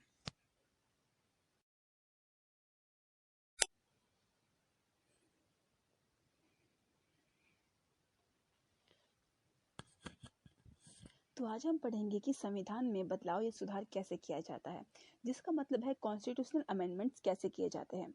कॉन्स्टिट्यूशनल अमेंडमेंट आर्टिकल 368 के तहत होता है। ये हमारे संविधान में पार्ट 20 में बकायदा बताया गया है कि हमारे संविधान को बदलने की बदलने के लिए कैसे कैसे रूल्स होंगे। पहली बात, हमारे संविधान को बदलने के लिए या चेंज इन कॉन्स्टिट्यूशनल अमेंडमेंट जो होते हैं उसके एक कहें तो दो तरीके होते हैं। पहला सिंपल तरीका, दूसरा है बाय आर्टिकल 368। अब ये 368 को जानने से पहले मैं आपको सिंपल तरीके के बारे में ले जाना चाहूँगी कि ये क्या होता है।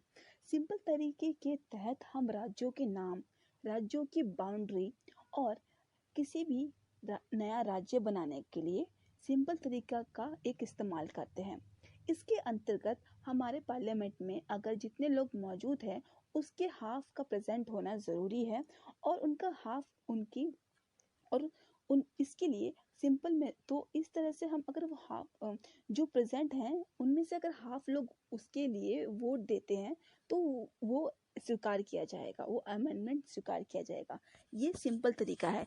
अब सिंपल तरीके के अंदर वही विषय आएंगे जो बहुत ही सिंपल, ये कहें कि इतने इम्पोर्टेंट नहीं होंगे, बल्कि जो अब हम आर्टिकल 368 पे आते हैं। आर्टिकल 68 के तहत भी दो तरीकों से कॉन्स्टिट्यूशनल अमेंडमेंट किए जाते हैं। पहला तरीका है बाय स्पेशल मेजोरिटी यानी कि, और दूसरा तरीका होता है special majority plus constituent of half of the राज्य। यानी कि बाय सिंपल स्पेशल मेजोरिटी का मतलब ये होता है कि अगर पार्लियामेंट में 545 मेंबर्स मौजूद होने चाहिए और उसके अंतर्गत टू थर्ड का वोट होना ज़रूरी है, यानी कि 2/3 ऑफ 445 मेंबर्स का होना ज़रूरी है। अब स्पेशल मेजोरिटी के अंदर हम fundamental rights, DPSP directive principle of state policy और फंडामेंटल ड्यूटीज़ को हम अमेंडमेंट कर सकते हैं।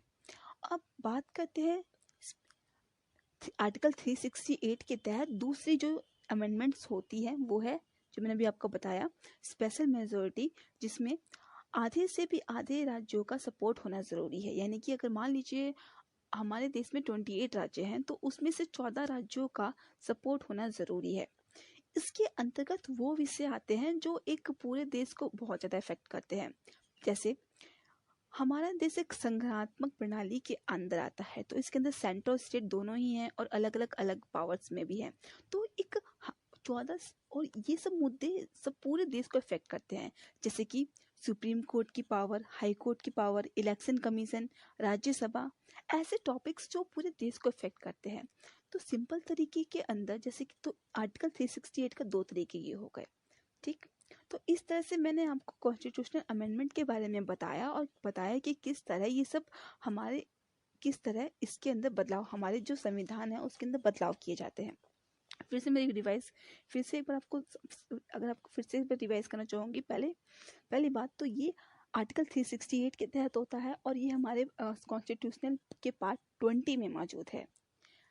20 यानी कि 20 पार्ट 20 में मौजूद है और ये दो तरीके से होता है, बाय आर्टिकल 368 और सिंपल तरीके से। सिंपल तरीके में राज्यों का नाम, राज्यों की बाउंड्री, नए राज्य बनाना कि इसके अंतर्गत ये आते हैं और इसके लिए बस जो पार्लियामेंट में जितने मेंबर मौजूद हैं उनका हाफ वोट होना ज़रूरी है।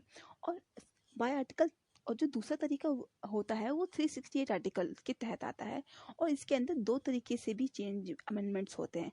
पहला स्पेशल मेजोरिटी की तरह और दूसरा special majority plus half of the half, यानी कि 14 राज्यों का मंजूरी होना ज़रूरी है।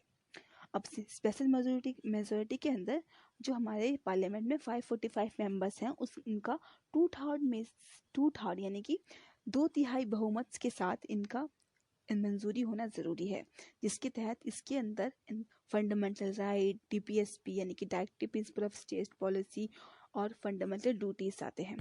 अब दूसरा तरीका बाय आर्टिकल 368 का ये था कि इसके अंदर वो चीज़ें आती हैं जो हमारे पूरे देश को बहुत ज़्यादा इफेक्ट करती हैं, इसीलिए इसमें 2/3 मतलब 2/3 बहुमत के साथ साथ 14 राज्यों का बहुमत से होना भी ज़रूरी है। और इसके अंदर सुप्रीम कोर्ट की पावर, इलेक्शन कमीशन की पावर और राज्यसभा के ऐसे विषय आते हैं जो हमारे पूरे देश को इफेक्ट करते हैं। तो आई होप आप कॉन्स्टिट्यूशनल अमेंडमेंट को अच्छे से समझ गए होंगे। Thank you.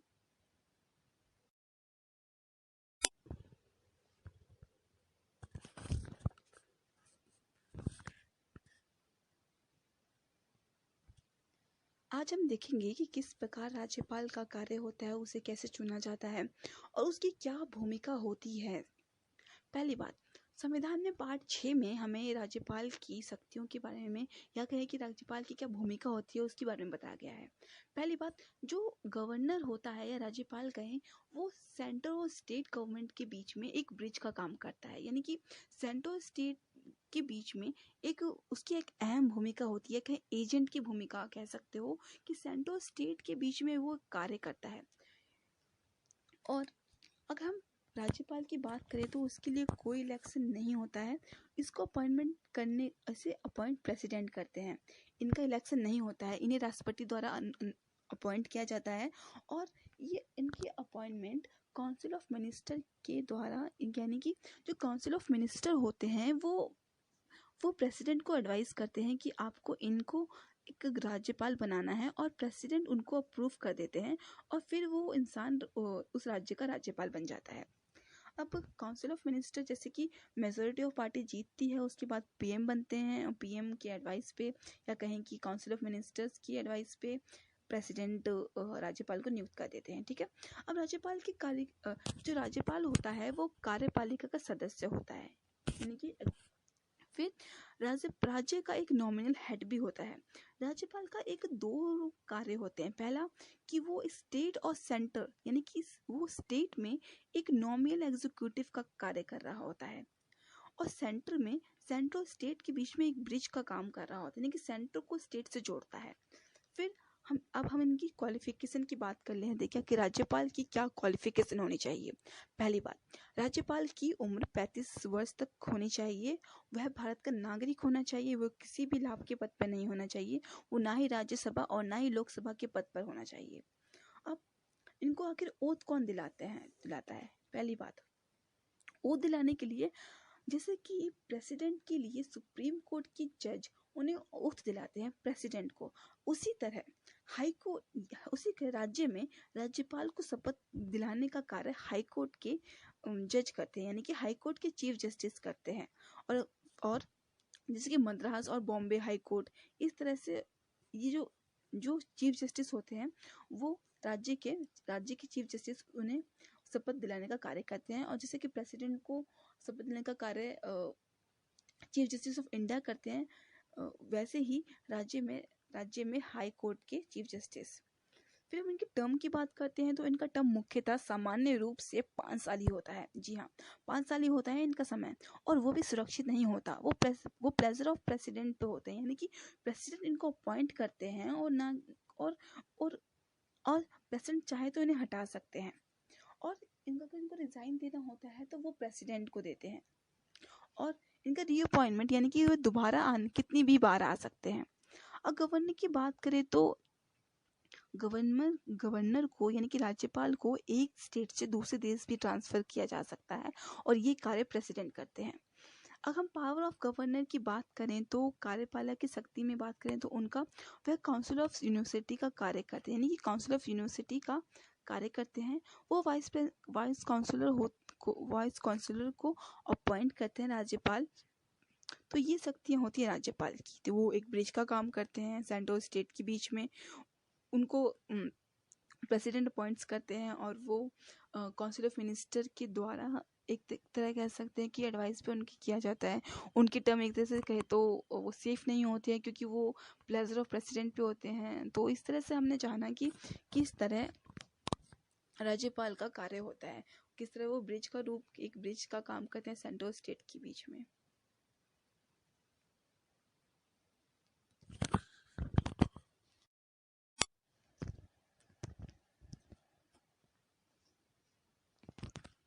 तो आज का हमारा टॉपिक है रेट्स, RITES रेट्स। अभी रेट्स होता क्या है और इसे कब निकाला जाता है, यानी कि ये पहले तो हमें ये जानना ज़रूरी है कि आखिर रेट्स निकलते कब है। दरअसल हमारे संविधान ने हमको अधिकार दिए गए हैं, हमें हर नागरिक को कुछ अधिकार दिए गए हैं। जब इन अधिकारों का हनन होता है तो भले ही तो हाई कोर्ट और सुप्रीम कोर्ट रिट्स निकालती है। इसका मतलब ये है कि जैसे कि आर्टिकल 32 में बताया गया है कि अगर हमारे अगर हमारे किसी भी राइट्स का उल्लंघन होता है तो हम सुप्रीम कोर्ट या हाई कोर्ट में मतलब सुप्रीम और हाई कोर्ट का दरवाजा खटखटा सकते हैं। ठीक है, तो सुप्रीम कोर्ट और हाई कोर्ट रेट्स तब निकालती है, उसके लिए 5 केसेस होते हैं। पहला, बंदी प्रत्यक्षीकरण, यानी कि अगर किसी इंसान को नज़रबंद कर दिया जाता है पुलिस या गवर्नमेंट के द्वारा, तो सुप्रीम कोर्ट उस इंसान को न्यायालय में बुलाती है और उस इंसान से उस पूरी केस को जानने की कोशिश करती है। ये तब निकाला जाता है क्योंकि उस समय उस इंसान का एक क्या कहते हैं संवैधानिक उसका जो राइट्स है उसका उल्लंघन हो रहा है, उसके अधिकारों का हनन हो रहा है। दूसरा आता है परमादेश, यानी कि मैंडेमस। ये कब निकाला जाता है? जब कोई गवर्नमेंट ऑफिसर अपना कार्य नहीं करता है तो ये सुप्रीम कोर्ट इशू करता है उस पब्लिक ऑफिसर के खिलाफ और जानने की कोशिश करता है कि वो अपने काम को करने में नाकामयाब क्यों हुआ। तीसरा है निषेध, यानी कि यहाँ पर उच्च न्यायालय यानी कि सुप्रीम कोर्ट निचले न्यायालयों को या फिर ट्रिब्यूनल न्यायालयों को रोकता है अगर वो अपने दायरे से बाहर होकर कोई कार्य कर रहे हैं। तो इसके अंदर सुप्रीम कोर्ट ही नीचे वाली हाई कोर्ट या फिर उससे नीचे भी जो ट्रिब्यूनल कोर्ट होती है उसको रोकता है और उसको उसके क्षेत्र से बाहर जाने से, कार्य करने से रोकता है। फिर चौथा होता है स्टैट्यूटरी, यानी कि इसमें निचले न्यायालय अगर निचले न्यायालय को उच्च न्यायालय कभी भी एक आदेश दे सकता है किसी भी केस को स्टडी करें, किसी भी केस पर मतलब किसी भी केस को अपने पास ट्रांसफर करने के लिए। मान लीजिए किसी केस का कुछ उसका रिजल्ट नहीं आ रहा है तो सुप्रीम कोर्ट चाहे तो उसको केस को अपने पास ले सकता है और देख सकता है कि इसमें क्या प्रॉब्लम है। तो ये केस का तो जो भी काम निचले न्यायालय नहीं कर पाते हैं तो उच्च न्यायालय उन केसों को अपनी तरफ ट्रांसफर कर लेते हैं। तो ये lower to high court to itself हो जाता है। तो स्टैट्यूटरी में ये होता है। फिर आता है क्वेश्चन वेरेंटो, यानी कि क्वेश्चन पूछना, यानी कि ये हाई कोर्ट अगर कोई भी इंसान ये कहता है कि मैं एक पब्लिक ऑफिसर हूँ तो सुप्रीम कोर्ट या फिर हाई कोर्ट उसे एक रिट निकालता है और उस इंसान से पूछता है कि उसकी जो बात कह रहा है वो सच है कि नहीं। तो ये हो गया 5वां। तो ये थे रेट्स। इसके अंदर मैंने आपको 5 रेट्स बताए हैं। मैं पहले बार फिर से एक रिपीट करना चाहूँगी। पहला रेट था बंदी प्रत्यक्षीकरण, जिसमें अगर कोई इंसान नज़रबंद हो रखा है तो उसको सुप्रीम कोर्ट या हाई कोर्ट के सामने पेश किया जाता है। नंबर 2 है परमादेश, जब भी कोई ऑफिसर अपने कार्य को करने में फेल होता है तो फिर सुप्रीम कोर्ट या हाई कोर्ट उस पब्लिक ऑफिसर के खिलाफ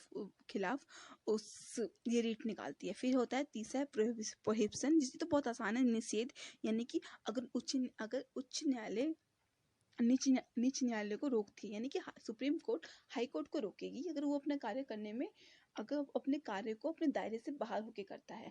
फिर चौथा होता है स्टैट्यूटरी, यानी कि इसके अंदर जो भी निचले न्यायालय होगी वो भी कोई भी केस अपने पास निचले न्यायालय से अपने हाई कोर्ट सुप्रीम कोर्ट में ले सकती है। यानी कि सुप्रीम कोर्ट सबसे बड़ा कोर्ट होता है, हाई कोर्ट उसके नीचे, ट्रिब्यूनल कोर्ट उसके नीचे।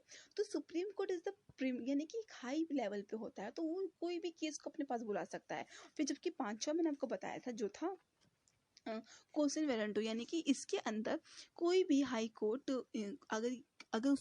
अगर किसी भी पब्लिक ऑफिस अगर कोई इंसान कहता है कि पब्लिक ऑफिसर हूँ तो उसकी लायबिलिटी को यानी कि चेक करने के लिए कुछ सच बोल रहा है कि नहीं, तो ये रेट निकाल सकता है। तो ये थे कुछ 4-5 रेट्स। आई होप आप समझ गए होंगे। Thank you.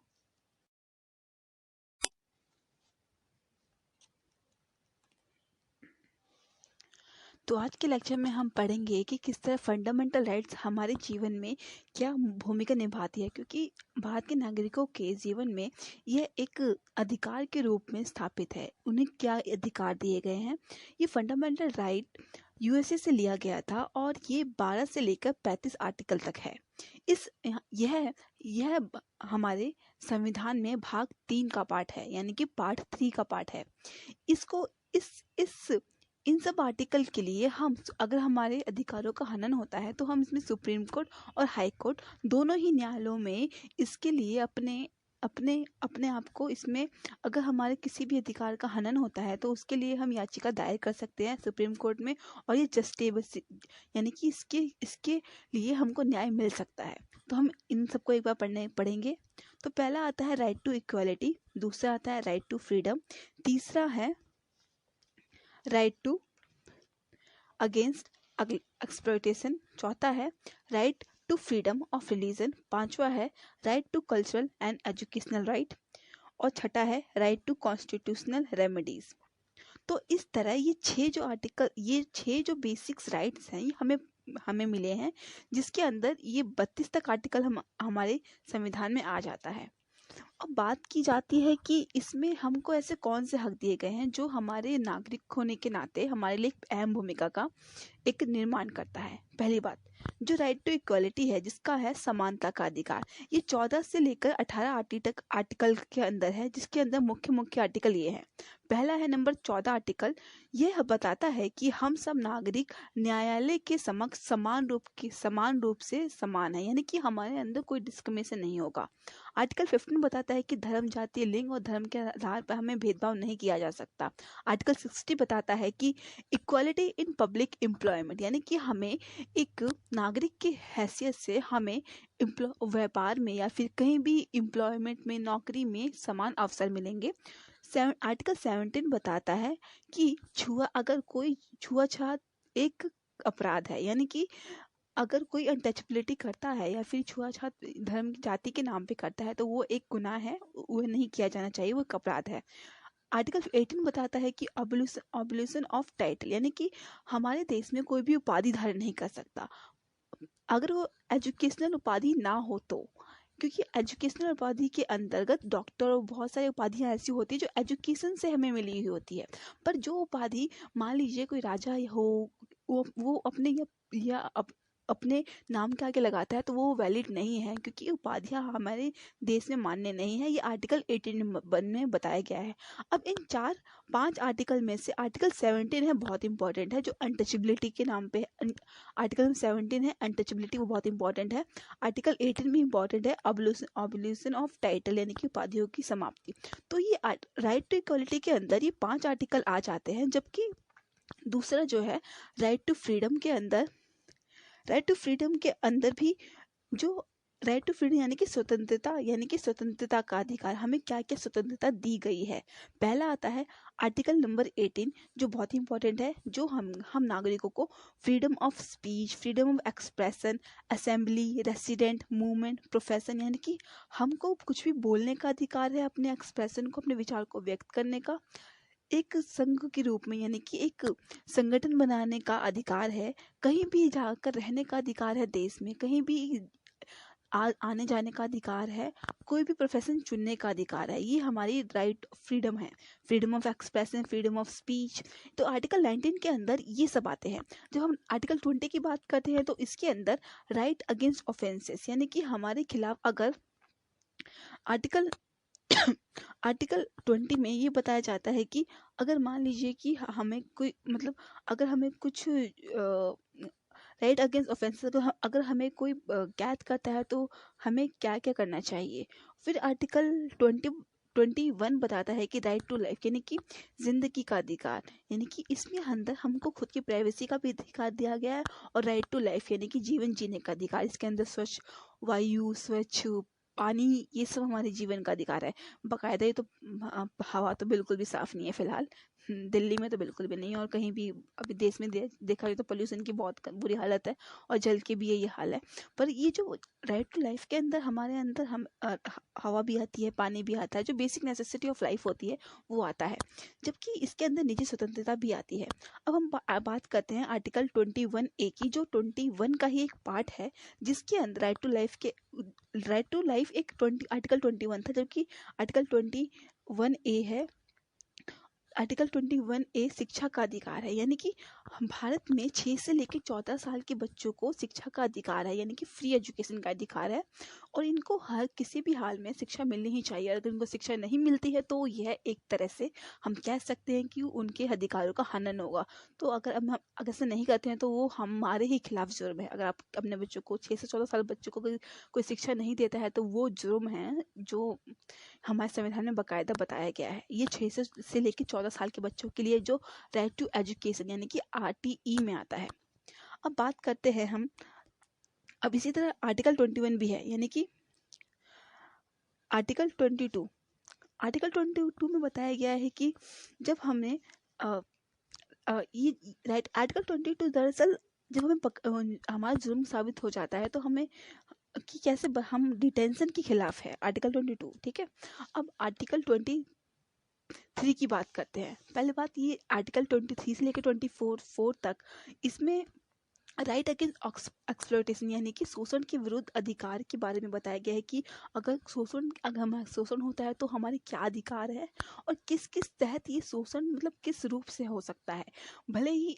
तो इसके अंदर 2 आर्टिकल आते हैं, आर्टिकल 23 और आर्टिकल 24। आर्टिकल 23 ये बताता है कि ह्यूमन ट्रैफिकिंग प्लस फोर्स या लेबर यानी कि मानव तस्करी और बंधुआ मजदूरी एक जुर्म है। इसलिए ये एक तरह से शोषण का ये नहीं होना चाहिए। तो आर्टिकल 23 संविधान बताता है कि ह्यूमन ट्रैफिकिंग और बंधुआ मजदूरी जो एक तरह से कहें कि बंधुआ मजदूरी में दरअसल चाइल्ड लेबर कह सकते हैं, पर इसमें बंधुआ मजदूरी में 2 प्रकार से बंधुआ मजदूरी हमें समझने की ऐसी मजदूरी जिसमें हमको वेतन नहीं मिल रहा है, हम काम करे जा रहे हैं, हमें फोर्स किया जा रहा है काम करने को, वो बंधुआ होती है। बल्कि बाल मजदूरी एक अलग होता है। बंधुआ मजदूरी इज लाइक किसी को जबरदस्ती बिना वेतन के उसको एक्सप्लॉइट किया जाए, वो बड़ा भी हो सकता है, उसे ढंग से कंडीशंस ना दी जाए। और जबकि ह्यूमन ट्रैफिकिंग में मानव तस्करी यानी कि जो इंसानों का इधर उधर ट्रैफिकिंग इधर से उधर करना हेर फेर वो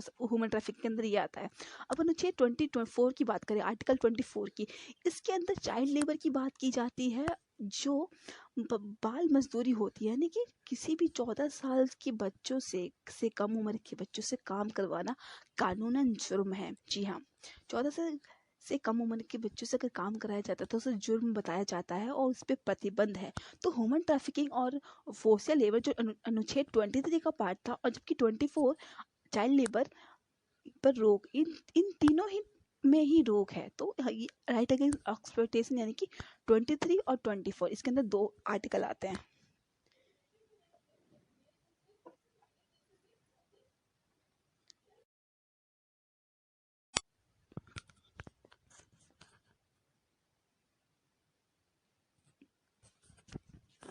राष्ट्रपति के क्या कार्य होते हैं, आखिर उनका एग्जीक्यूटिव पावर्स क्या होती हैं। पहली बात, राष्ट्रपति पीएम को सिलेक्ट करते हैं। अगर हम पीएम की बात करें तो पीएम को चुनने के लिए जब मेजोरिटी ऑफ पार्टी यानी कि जब कोई पार्टी जीत जाती है तो उसकी मेजोरिटी ऑफ मेंबर पीएम को सिलेक्ट करते हैं, और पीएम काउंसिल ऑफ मिनिस्टर यानी कि काउंसिल ऑफ मिनिस्टर को सिलेक्ट करने के बाद सिलेक्ट करते हैं और प्रेसिडेंट उनको अपॉइंट करते हैं। प्रेसिडेंट पीएम द्वारा चुने हुए मेंबर्स को अपॉइंट करते हैं। अब बात करते हैं कि जब प्रेसिडेंट पीएम को अपॉइंट करते हैं तो पीएम और प्रेसिडेंट में क्या रिलेशन है। पहली बात, पीएम बहुत सारी बातों को अप्रूव कर देखते हैं और फिर उनके सलाह पर सारा कार्य प्रेसिडेंट करते हैं, यानी कि प्रेसिडेंट एक तरह से पीएम के तहत कार्य करते हैं। क्योंकि हमारे संविधान में बात बोली गई है कि हमारे संविधान में बाकायदा लिखा गया है कि प्रेसिडेंट जो है वो पीएम के कहने पे काम करेंगे और पीएम काउंसिल ऑफ मिनिस्टर्स की एडवाइस पे कार्य करेंगे, और काउंसिल ऑफ मिनिस्टर को चुनने का कार्य भी पीएम का होता है, और काउंसिल ऑफ मिनिस्टर को अपॉइंट प्रेसिडेंट करते हैं। यानी कि सारा जो कार्य होता है वो पीएम देखते हैं और अपनी बातों को प्रेसिडेंट के सामने रखते हैं और फाइनल अप्रूवल प्रेसिडेंट देते हैं और सारा सिग्नेचर प्रेसिडेंट का होता है। और इसी तरह जो हमारे जो यूपीएससी के हेड हैं, चीफ जस्टिस के हेड हैं, वित्त मंत्रालय, एससी ओबीसी, जितने भी declaration of scholarship area, schedule area तो ये सब के जितने भी हेड को अपॉइंट प्रेसिडेंट करते हैं। और इसी तरह से जो प्राइम मिनिस्टर है वो प्रेसिडेंट के प्लेजर पे रहते हैं, यानी कि प्रेसिडेंट जब चाहे प्राइम मिनिस्टर को हटा सकते हैं वैलिड रीजन के साथ। तो इसी तरह जितने भी सारे इलेक्शन को चुनने का कार्य, सारे इलेक्शन जितने भी कार्य होते हैं वो काम प्रधानमंत्री करते हैं और प्रेसिडेंट अप्रूव करते हैं। तो जितने भी कार्यपालिका का कार्य है वो प्रेसिडेंट के नाम से किया जाता है। बाकायदा उसके पीछे जो एडवाइस होती है वो प्राइम मिनिस्टर की होती है और प्रेसिडेंट उस एडवाइस को फॉलो करते हैं। तो इस तरह पीएम और इसमें देखे जाए तो एक डायरेक्ट रिलेशनशिप्स होता है, क्योंकि president in the end PM की सलाह पे ही काम करते हैं और पीएम को सलाह काउंसिल ऑफ मिनिस्टर्स देते हैं। तो इसी तरह से ये एक स्ट्रक्चर बना हुआ है एग्जीक्यूटिव पावर्स का, जो प्रेसिडेंट के हाथ में है, जो जिसका एक सीधा सा संबंध पीएम से है और काउंसिल ऑफ मिनिस्टर से है। तो अब हम इस तरह हमने देखा कि कार्यपालिका की शक्ति राष्ट्रपति की क्या होती है और किस तरह प्राइम मिनिस्टर प्रेसिडेंट के प्लेजर पे होते हैं, और यानी कि प्रेसिडेंट जब चाहे पीएम को हटा सकते हैं, और जबकि प्रेसिडेंट पीएम के तहत कार्य करते हैं और सारे अप्रूवल पीएम के कहने पे सारे सब पे साइन प्रेसिडेंट के होते हैं। तो इस तरह हमने देखा कि प्रेसिडेंट की क्या कार्यपालिका की शक्तियाँ होती हैं। अब हम बात करते हैं कि विधायिका की क्या शक्तियाँ होती हैं प्रेसिडेंट के तहत। पहली बात कि प्रेसिडेंट जो होते हैं वो संयुक्त सत्र को बुलाते हैं, और ये कार्य स्पीकर और हेड करते हैं, ज्वाइंट सेशन बुलाते हैं। वह अधिसूचना को खत्म या कर देते हैं, यानी कि जब भी कोई अधिसूचना सत्र खत्म करना होता है तो प्रेसिडेंट करते हैं। राष्ट्रपति के बिना कोई भी बिल पास नहीं हो सकता, यानी कि जैसे कहा गया है, पहले बताया गया कि राष्ट्रपति का साइन या फिर अप्रूवल होना बहुत ज़्यादा ज़रूरी है। इसी तरह कोई भी बिल राष्ट्रपति के बिना नहीं हो सकता। राष्ट्रपति 12 सदस्यों को नॉमिनेट करते हैं। आखिर मैंने आपको बताया था कि जब राष्ट्रपति का इलेक्शन होता है तो जो नॉमिनेट सदस्य उनको वोट नहीं देते हैं, क्योंकि एक तरह से देखा जाए तो वो 12 सदस्य राष्ट्रपति ही नॉमिनेट करते हैं डिफरेंट समाज के फील्ड से। भले ही वो जो लोग होते हैं वो साहित्य से होते हैं, खेल से होते हैं, उनको चुनने का कार्य प्रेसिडेंट करते हैं। तो एक वजह ये भी हो सकती है कि उनको वोटिंग ना देने की वो 12 मेंबर्स नहीं करते हैं। अब 2 मेंबर्स जो होते हैं वो राष्ट्रपति ही नॉमिनेट करते हैं, जो एंग्लो इंडियन होते हैं। अब बात यहाँ पे उठकर आती है कि एंग्लो इंडियन कौन होते हैं। एंग्लो इंडियन वो होते हैं जिनके एक पिता इंडियन होते हैं और दूसरे मतलब एक पेरेंट्स इंडियन होते हैं, दूसरे पेरेंट नॉन इंडियन। तो इस तरह से मतलब एक पेरेंट इंडियन और दूसरे पेरेंट नॉन इंडियन, ठीक है। तो अब ये देखते हैं कि आखिर यह कौन निर्णय लेता है कि संसद के सदस्य तो ये देखा जाए कि तो इसी तरह से हमने देखा कि जब देखा जाए संसद के सदस्यों के डिस्क्वालिफिकेशन का निर्णय इलेक्शन कमीशन के राय पर प्रेसिडेंट करते हैं। देखा यहाँ पर भी राय से करते हैं प्रेसिडेंट सारा, यानी कि अगर संसद में किसी को डिस्क्वालीफाई करना है तो वो उसकी राय इलेक्शन कमीशन प्रेसिडेंट को देते हैं और प्रेसिडेंट वो कार्य करता है। अब नेक्स्ट देखें तो कि आर्टिकल 328 के तहत उनकी अप्रूवल ज़रूरी होता है, यानी कि किसी भी विषय पर प्रेसिडेंट का अप्रूवल ज़रूरी होता है। ये एक आर्टिकल 328 के तहत ही बताया गया है कि प्रेसिडेंट का अप्रूवल बहुत ज़्यादा ज़रूरी है किसी भी मुद्दे पर। तो इस तरह हमने देखा कि किस तरह एग्जीक्यूटिव पावर्स, पहले हमने एग्जीक्यूटिव पावर्स पढ़ी, अब हमने विधायिका की पावर यानी कि लेजिस्लेटिव पावर्स ऑफ प्रेसिडेंट पढ़ा। अब हम पढ़ते हैं कि आर्म फोर्सेस क्या होती है। राष्ट्रपति तीनों सेनाओं के चीफ होते हैं, यानी कि जल, थल और आकाश के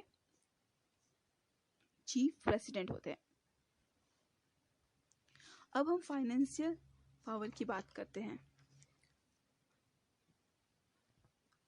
money bill can be introduce by only prior of president, यानी कि मनी बिल अगर संसद में आता है तो वो सिर्फ प्रेसिडेंट के मौजूदगी में ही आ सकता है। दूसरा, no demand of grant can be make without his recommendation, यानी कि कोई भी जो ग्रांट होता है, जो पैसों का जो भी लेन देन होता है वो उनकी रिकमेंडेशन के बिना नहीं हो सकता है। वह वित्तीय आयोग का गठन हर साल 5, यानी कि वित्तीय आयोग के गठन के 5 साल में प्रेसिडेंट का एक अहम रोल होता है। और बात करते हैं ऑर्डिनरी अध्यादेश की पावर की।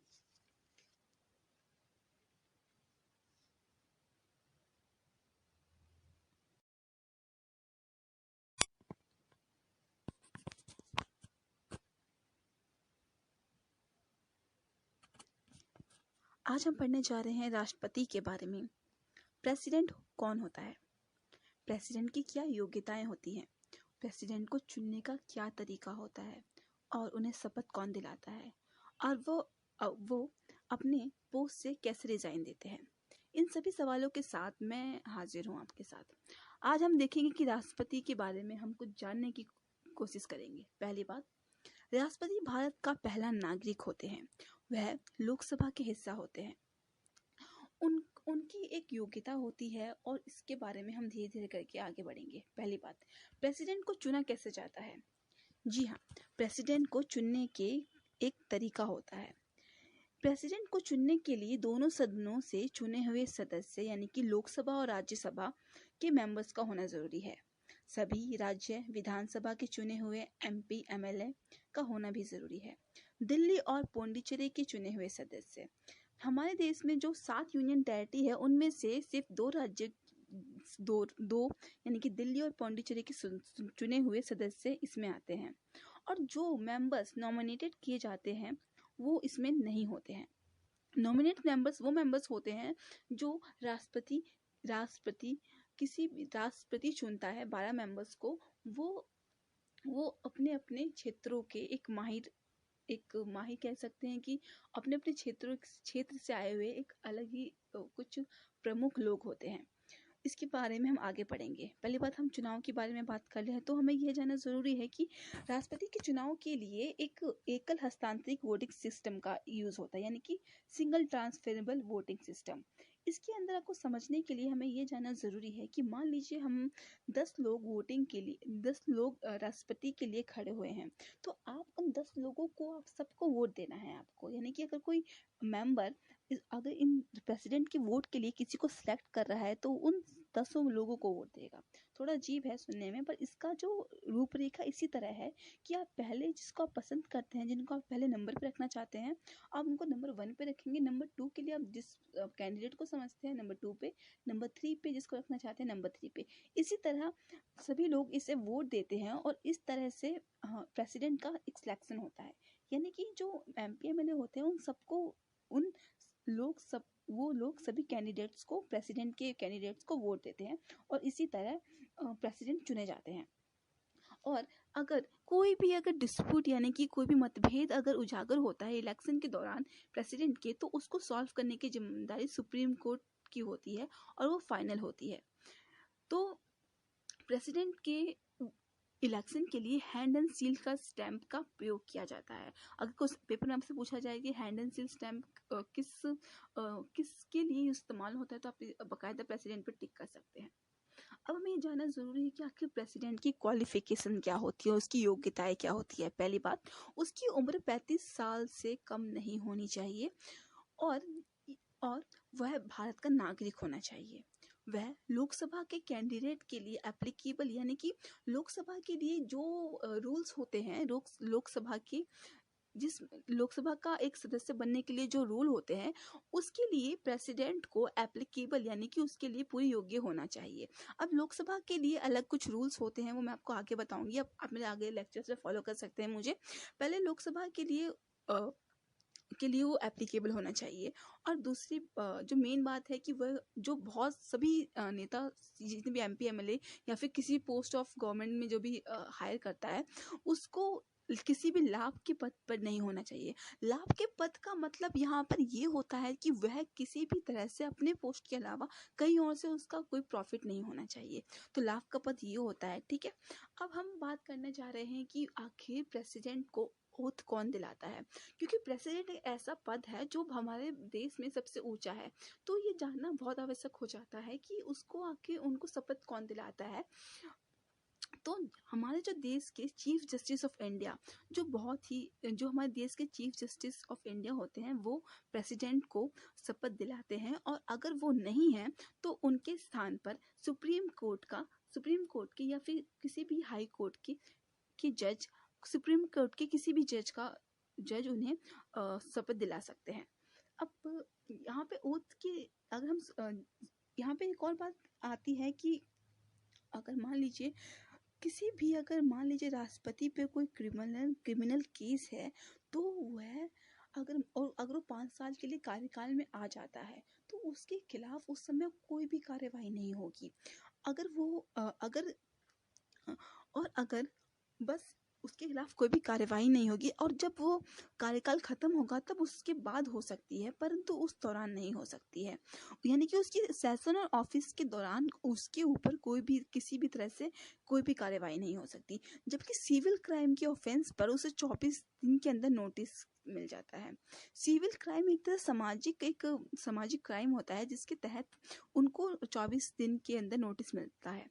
ये क्रिमिनल केस और सिविल क्राइम में अंतर है। सामाजिक क्राइम के अंतर्गत उसे 40 दिन के अंदर नोटिस मिलता है, जबकि अगर उनके पास कोई क्रिमिनल केस है तो उस दौरान उसके समय काल के जब वो कार्य में है तो उस दौरान कोई भी उनके ऊपर कार्यवाही नहीं होती है सकती। अब हम जानेंगे कि आखिर राष्ट्रपति का टर्म कितने का होता है, यानी कि वो कितने साल के लिए राष्ट्रपति होते हैं। हमारे देश में राष्ट्रपति की 5 साल सामान्य रूप से एक अवधि होती है। ठीक। अब उसके बाद अगर हम ये जानते हैं कि उनका 5 साल का कार्यकाल होता है, तो क्या उन्हें हटाने का कोई तरीका नहीं हो सकता? क्या उससे पहले नहीं हटा सकते, हटे जा सकते? बिल्कुल ऐसा हो सकता है। उन्हें हटाने का एक तरीका है, जिसके अंदर अगर वो संविधान का उल्लंघन करते हैं, अगर हमारे संविधान का एक वायलेट करते हैं, तो इसके तहत उनको उनको उनके उनको उनके पद से हटाया जा सकता है। पर इसके लिए लोकसभा में एक चौथाई लोग साइन करते हैं इस दस्तावेज पे, और फिर 2/4 यानी 2/3 वोटिंग अप्रूव किए जाते हैं। उसके बाद लोकसभा से राज्यसभा में जाता है, जहाँ पर 2/3 से फिर से अप्रूवल मिलता है लोगों का, मतलब जो भी मेंबर हैं। फिर उसके बाद फाइनल जाके सुप्रीम कोर्ट के पास ये सारी बातें जाके देती है, और सुप्रीम कोर्ट फाइनल अपना डिसीजन देता है। तो इस तरह ऐसा नहीं है कि प्रेसिडेंट को 5 साल से पहले नहीं हटाया जा सकता, बाकायदा हटाया जा सकता है, पर तभी हटाया जा सकता है जब कोई अगर वो उल्लंघन कर रहे हों, और उसके बाद भी कोई बहुत लंबा प्रोसीजर होता है तो प्रेसिडेंट को बाकायदा हटा सकता है। इसमें कोई वो नहीं है। अब आगे हम पढ़ते हैं कि आखिर राष्ट्रपति के क्या कार्य होते हैं, आखिर प्रेसिडेंट के क्या कार्य होते हैं। अब प्रेसिडेंट की पहले बात करेंगे कि उनकी एग्जीक्यूटिव पावर्स क्या होती हैं, और दोबारा फिर हम बात करेंगे उनकी लेजिस्लेटिव पावर्स क्या होती है। अगर हम कार्यपालिका की शक्तियां की बात करें, यानी कि एग्जीक्यूटिव पावर्स की बात करें, तो पहली बात, जो राष्ट्रपति होते हैं वो यूपीएससी के हेड, चीफ जस्टिस इलेक्शन के, commission of interference of council nation, SCOBC, declaration of schedule area, उन सबको के हेड को वो अपॉइंट करते हैं। अब बात करते हैं कि आखिर ये कार्य होता कैसे है। जो प्रेसिडेंट होते हैं वो प्राइम मिनिस्टर को अपॉइंट करते हैं। जी हाँ, जो प्रेसिडेंट होते हैं वो प्राइम मिनिस्टर को अपॉइंट करते हैं।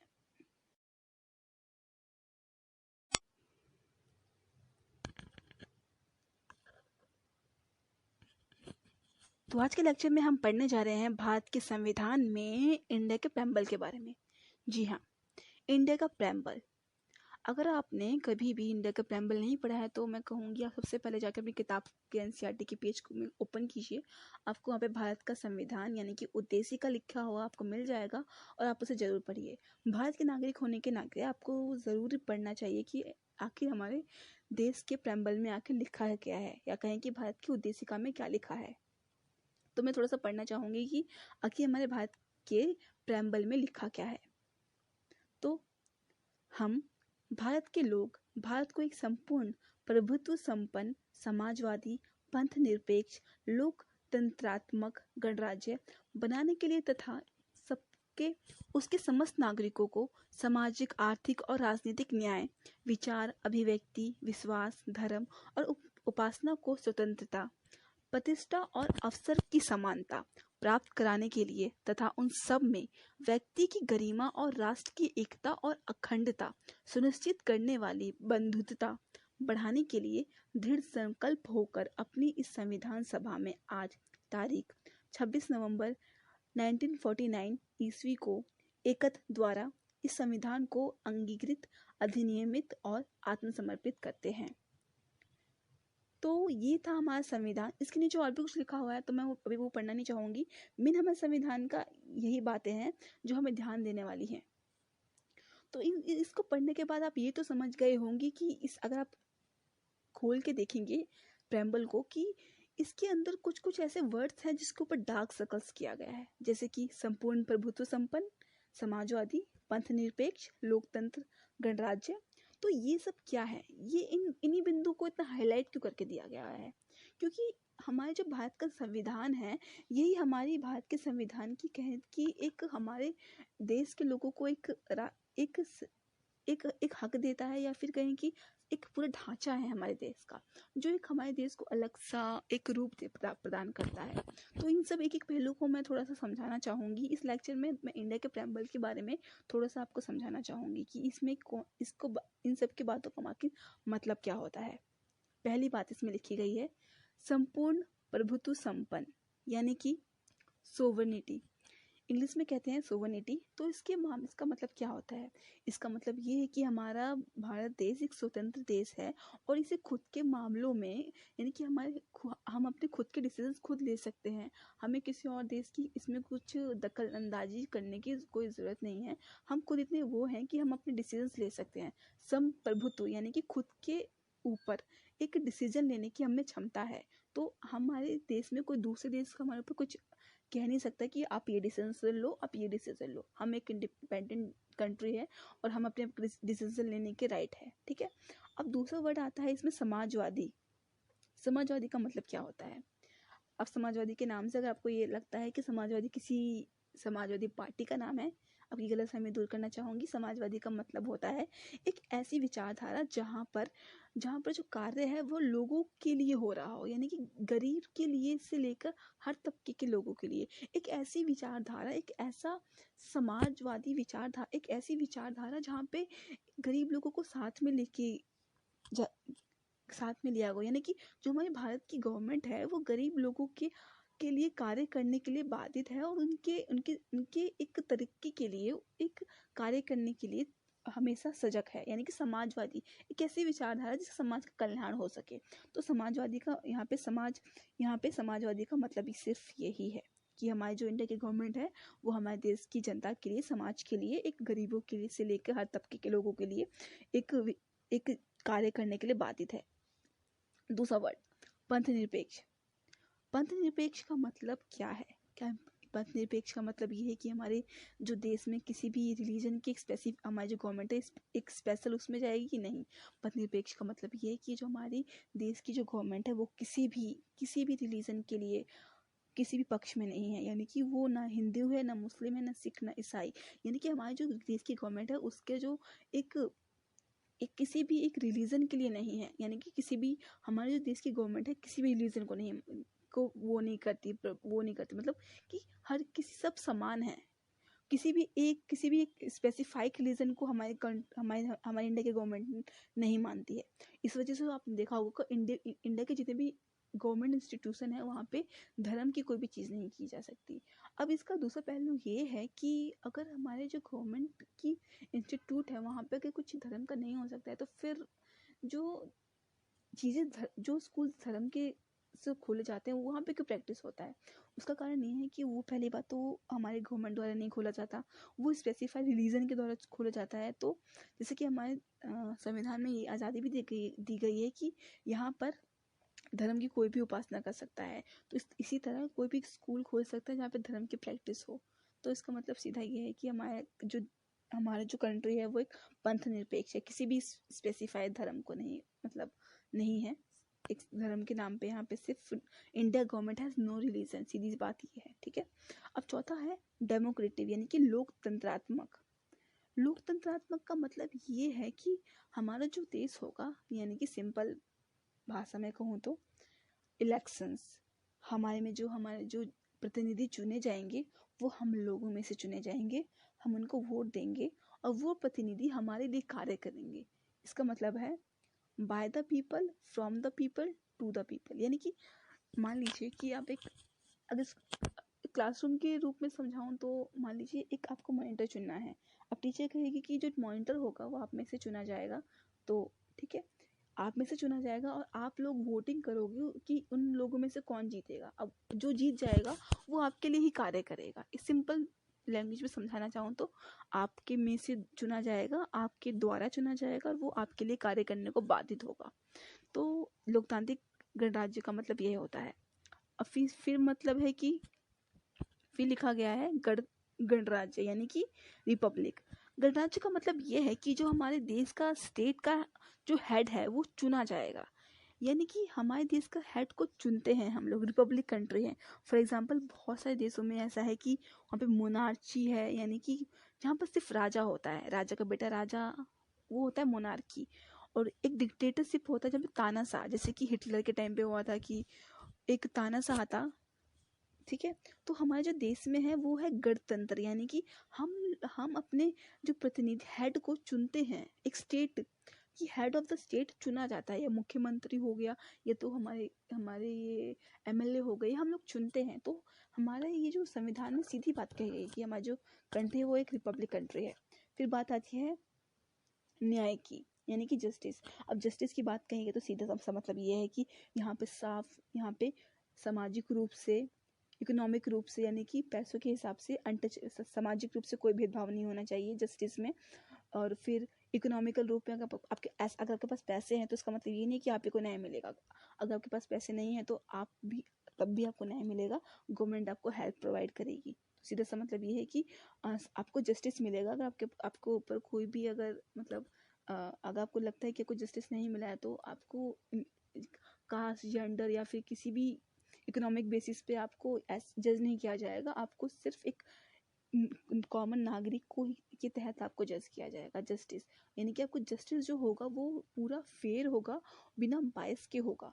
अगर कोई अमीर है तो उसको अलग सजा, कोई गरीब है तो उसको अलग सजा, ऐसा कुछ नहीं है। सारे अगर कोई लड़की है तो अलग सजा, लड़का है तो अलग सजा, ऐसा कुछ भी नहीं है। सब कॉमन ग्राउंड लेवल पे उनको सजा होती है और आपको न्याय भी उसी रूप में ही मिलेगा। अब बात करते हैं समानता की, सॉरी, अब बात, दूसरा वर्ड था स्वतंत्रता। अब बात करते हैं स्वतंत्रता की। अब स्वतंत्रता किस चीज़ में? दंगों करने में नहीं, या फिर कुछ भी बोलने में, ऐसा नहीं। कुछ भी मतलब स्वतंत्रता आपके विचारों की, आपके अभिव्यक्ति की। आप बिल्कुल शांत तरीके से आप एकत्रित हो सकते हैं। किसी को अगर आपको प्रदर्शन भी करना है तो शांत तरीके से कर सकते हैं। ये सब आपको लिबर्टी दे रखी है। आपके विचारों की लिबर्टी, आपकी अभिव्यक्ति की लिबर्टी, आपकी किसी भी धर्म को मानने की लिबर्टी, आप किसी भी चीज़ में विश्वास कर सकते हैं। ये आपको पूरी आज़ादी है। गवर्नमेंट आपको, आपका संविधान आपको हक देता है कि आप अपने अभिव्यक्ति को, आप अपने अभिव्यक्ति पर, ये नहीं कि आप कुछ भी कर सकते हैं, ये भी नहीं है। हाँ, एक रेस्ट्रिक्ट वे में अभिव्यक्ति आप कर सकते हैं अपने विचारों की, ये सब कर सकते हैं। धर्म, आप कोई भी धर्म मान सकते हैं, आपका विश्वास कहीं भी हो। तो इस तरह से आपको स्वतंत्रता दी गई है कहीं भी घूमने की, किसी भी राज्य में जाने की। हमारे कंट्री के अंदर हाँ, दूसरे राज्य में जाने के लिए परमिशन चाहिए ही होती है, पर राज्य की, हमें देश की बात करें तो किसी भी राज्य में जाने के लिए आप स्वतंत्र हैं। कहीं भी आप नौकरी करने के लिए स्वतंत्र हैं। इस तरह से फिर आता है इक्वलिटी, यानी कि अब इक्वलिटी के अंदर बहुत सारे मुद्दे आ जाते हैं। यही स्टेटस का, अपॉर्चुनिटी का, कि अगर मान लीजिए स्टेटस की बातें करें, अगर कोई अमीर है तो उसको अलग वो उसको इक्वलिटी, मतलब अगर कोई अमीर है तो उसको अवसर मिलेंगे, ऐसा कुछ नहीं है। अगर आप लड़का है लड़की, कुछ नहीं है। अपॉर्चुनिटी यानी कि आपको सेम वेजेस भी मिलेंगी, आप इक्वल, सब कुछ इक्वल है। आप में कोई डिफरेंसेस नहीं कर सकता जेंडर, कास्ट के बेसिस पे। इसका मतलब इक्वलिटी में ये है। स्टेटस, अपॉर्चुनिटी में आपको डिफरेंशिएट नहीं कर सकता। अब फिर है फ्रेटर्निटी, यानी कि भाईचारा बढ़ाना। ये भाईचारा, इसका मतलब है कि हमारे भारत के लोग फ्रेटर्निटी यानी कि एक भाईचारा बना के रखेंगे। राष्ट्र की एकता, अखंडता, ये सब, बंधुता, ये बंधुता इसमें सीधा वर्ड दे रखा है। तो बंधुता का मतलब ये है कि भाईचारा बना के रखना एक दूसरे से, इस तरह से। फिर है, अब एक बात और है कि इसमें 3 और चीज़ें हैं। एक है कि 1976 में 42 कॉन्स्टिट्यूशन अमेंडमेंट हुआ था, जिसके तहत इसमें 3 बातों को जोड़ा गया था। पहला सेकुलर, तीसरा इंटीग्रिटी, चौथा सोशलिस्ट। यानी कि सेकुलर के बारे में तो आपको बता ही चुकी हूँ कि पंथ निरपेक्षता इसमें जोड़ी गई थी। फिर अखंडता यानी कि इंटीग्रिटी, यानी कि हमारे देश की अखंडता, एक है कि हमारे देश को कोई तोड़ नहीं सकता है। इंटीग्रिटी का मतलब यही होता है। और फिर सोशलिस्ट यानी कि समाजवादी विचारधारा। तो इस तरह से हमने देखा कि हमारे जो ये सब पॉइंट्स को हमने देखा कि हमारे जो प्रेम्बल में ये सब बातों को पूरी तरह से स्पष्ट रूप से बताया गया है। पहले तो आप प्लीज़ एक बार जाके प्रेम्बल को दोबारा पढ़िए तो सोचिए कि इसमें ऐसी कौन सी ऐसी बात है जो आपको लगता है कि सही है। मेरे ख्याल से सभी बातें इसमें बहुत अच्छे से मैंने एलेबरेट कर दी है। अगर आपको और लेक्चर्स देखने हैं तो प्लीज़ मेरे नेक्स्ट वीडियोस सब्सक्राइब, मेरे वीडियोस चैनल्स को सब्सक्राइब एंड लाइक कीजिए। Thank you. इस संविधान के बारे में, किस तरह हमारे भारत के संविधान की संरचना होती है और किस तरह इसके कई पहलू जुड़े होते हैं। जैसे कि भारतीय संविधान के बारे में आपको पता ही होगा कि हमारे भारत का संविधान 26 जनवरी 1950 को लागू कर दिया गया था। पर इससे पहले ऐसी बहुत सारी चीज़ें हो चुकी थी जिसकी वजह से एक प्रारूप इसका बन के तैयार हुआ था।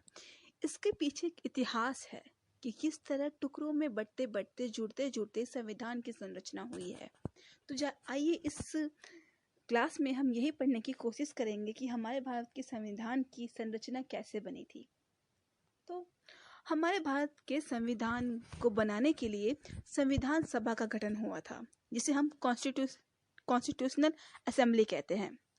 कॉन्स्टिट्यूशनल असेंबली ने ही, जिसके अंदर लगभग 300 मेंबर थे, इस संविधान की संरचना बनाने में एक अहम भूमिका निभाई थी। संविधान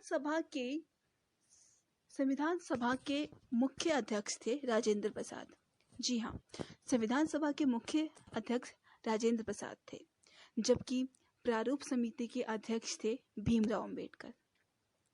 यहाँ पर हम दो बातों में अक्सर कंफ्यूज हो जाते हैं कि संविधान सभा और संविधान प्रारूप में क्या फ़र्क है।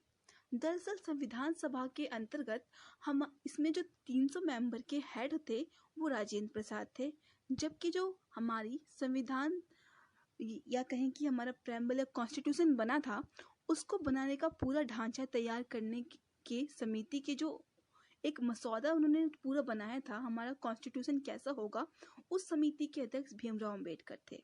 तो ये दो अलग अलग बातें हो जाती हैं जो समझने की ज़रूरत है। पहला कि संविधान सभा के अध्यक्ष, जिसके अंदर 300 के लगभग करीब मेंबर थे, उसके जो अध्यक्ष थे वो राजेंद्र प्रसाद थे, जबकि जो प्रारूप या कहें कि मसौदा समिति, जिसकी पूरी संरचना भीमराव अंबेडकर ने तैयार करी थी उस समय, उसके अध्यक्ष भीमराव अंबेडकर थे। तो ये रही दो बातें। तो हमारे संविधान को लागू तो 26 नवंबर 1949 को अपना लिया गया था, लागू 2 महीने बाद किया गया था। दरअसल हमारे संविधान सभा 26 नवंबर 1949 को ही अपनाया गया था, पर 2 महीने की रुकने की यह वजह क्या हो सकती है, सोचने वाली बात है। आखिर किन कारणों की वजह से इन 2 महीनों तक हमने इंतज़ार किया, या फिर कहें कि संविधान सभा में उस समय इंतज़ार करके 2 महीने बाद उसका हमारे संविधान को, कॉन्स्टिट्यूशन को अपना लिया गया। तो हमारे संविधान को 26 जनवरी 1950 को अपना लिया गया। जैसे कि हम जानते ही हैं 26 जनवरी 1950 को हमारा रिपब्लिक डे होता है। तो इसका मेन कारण क्या था? तो हम मुख्य कारण देखा जाए तो 26 जनवरी 1950 एक ऐसी डेट को चुना जाना, इसका कारण एक ही था। दरअसल हमारे जो भारत का ध्वज था, इंडिया का झंडा, उसको पहली बार रावी के तट पे 26 जनवरी को ही फहराया गया था। तो एक ऐसा कोई दिन ज़रूरी तय करना था जिस दिन हमारे इस गणतंत्र देश की एक बुनियादी कह सके कि हाँ, ये दिन एक स्पेशल डे है। दैट्स वाई जो हमारे जो 26 जनवरी 1950 की डेट को लागू किया गया, और इसी तरह हमारे ये संविधान को अपना लिया गया। तो मुख्य बातें हम यहाँ से सीखेंगे। तो आई होप आपको ये लेक्चर में समझ आया होगा कि हमारे संविधान की रूपरेखा किस तरह तैयार हुई थी, इसमें कितने मेंबर थे। अब अगर आपको आगे की वीडियोस के लिए प्लीज़ आप मेरे चैनल को सब्सक्राइब कीजिए, लाइक कीजिए। Thank you.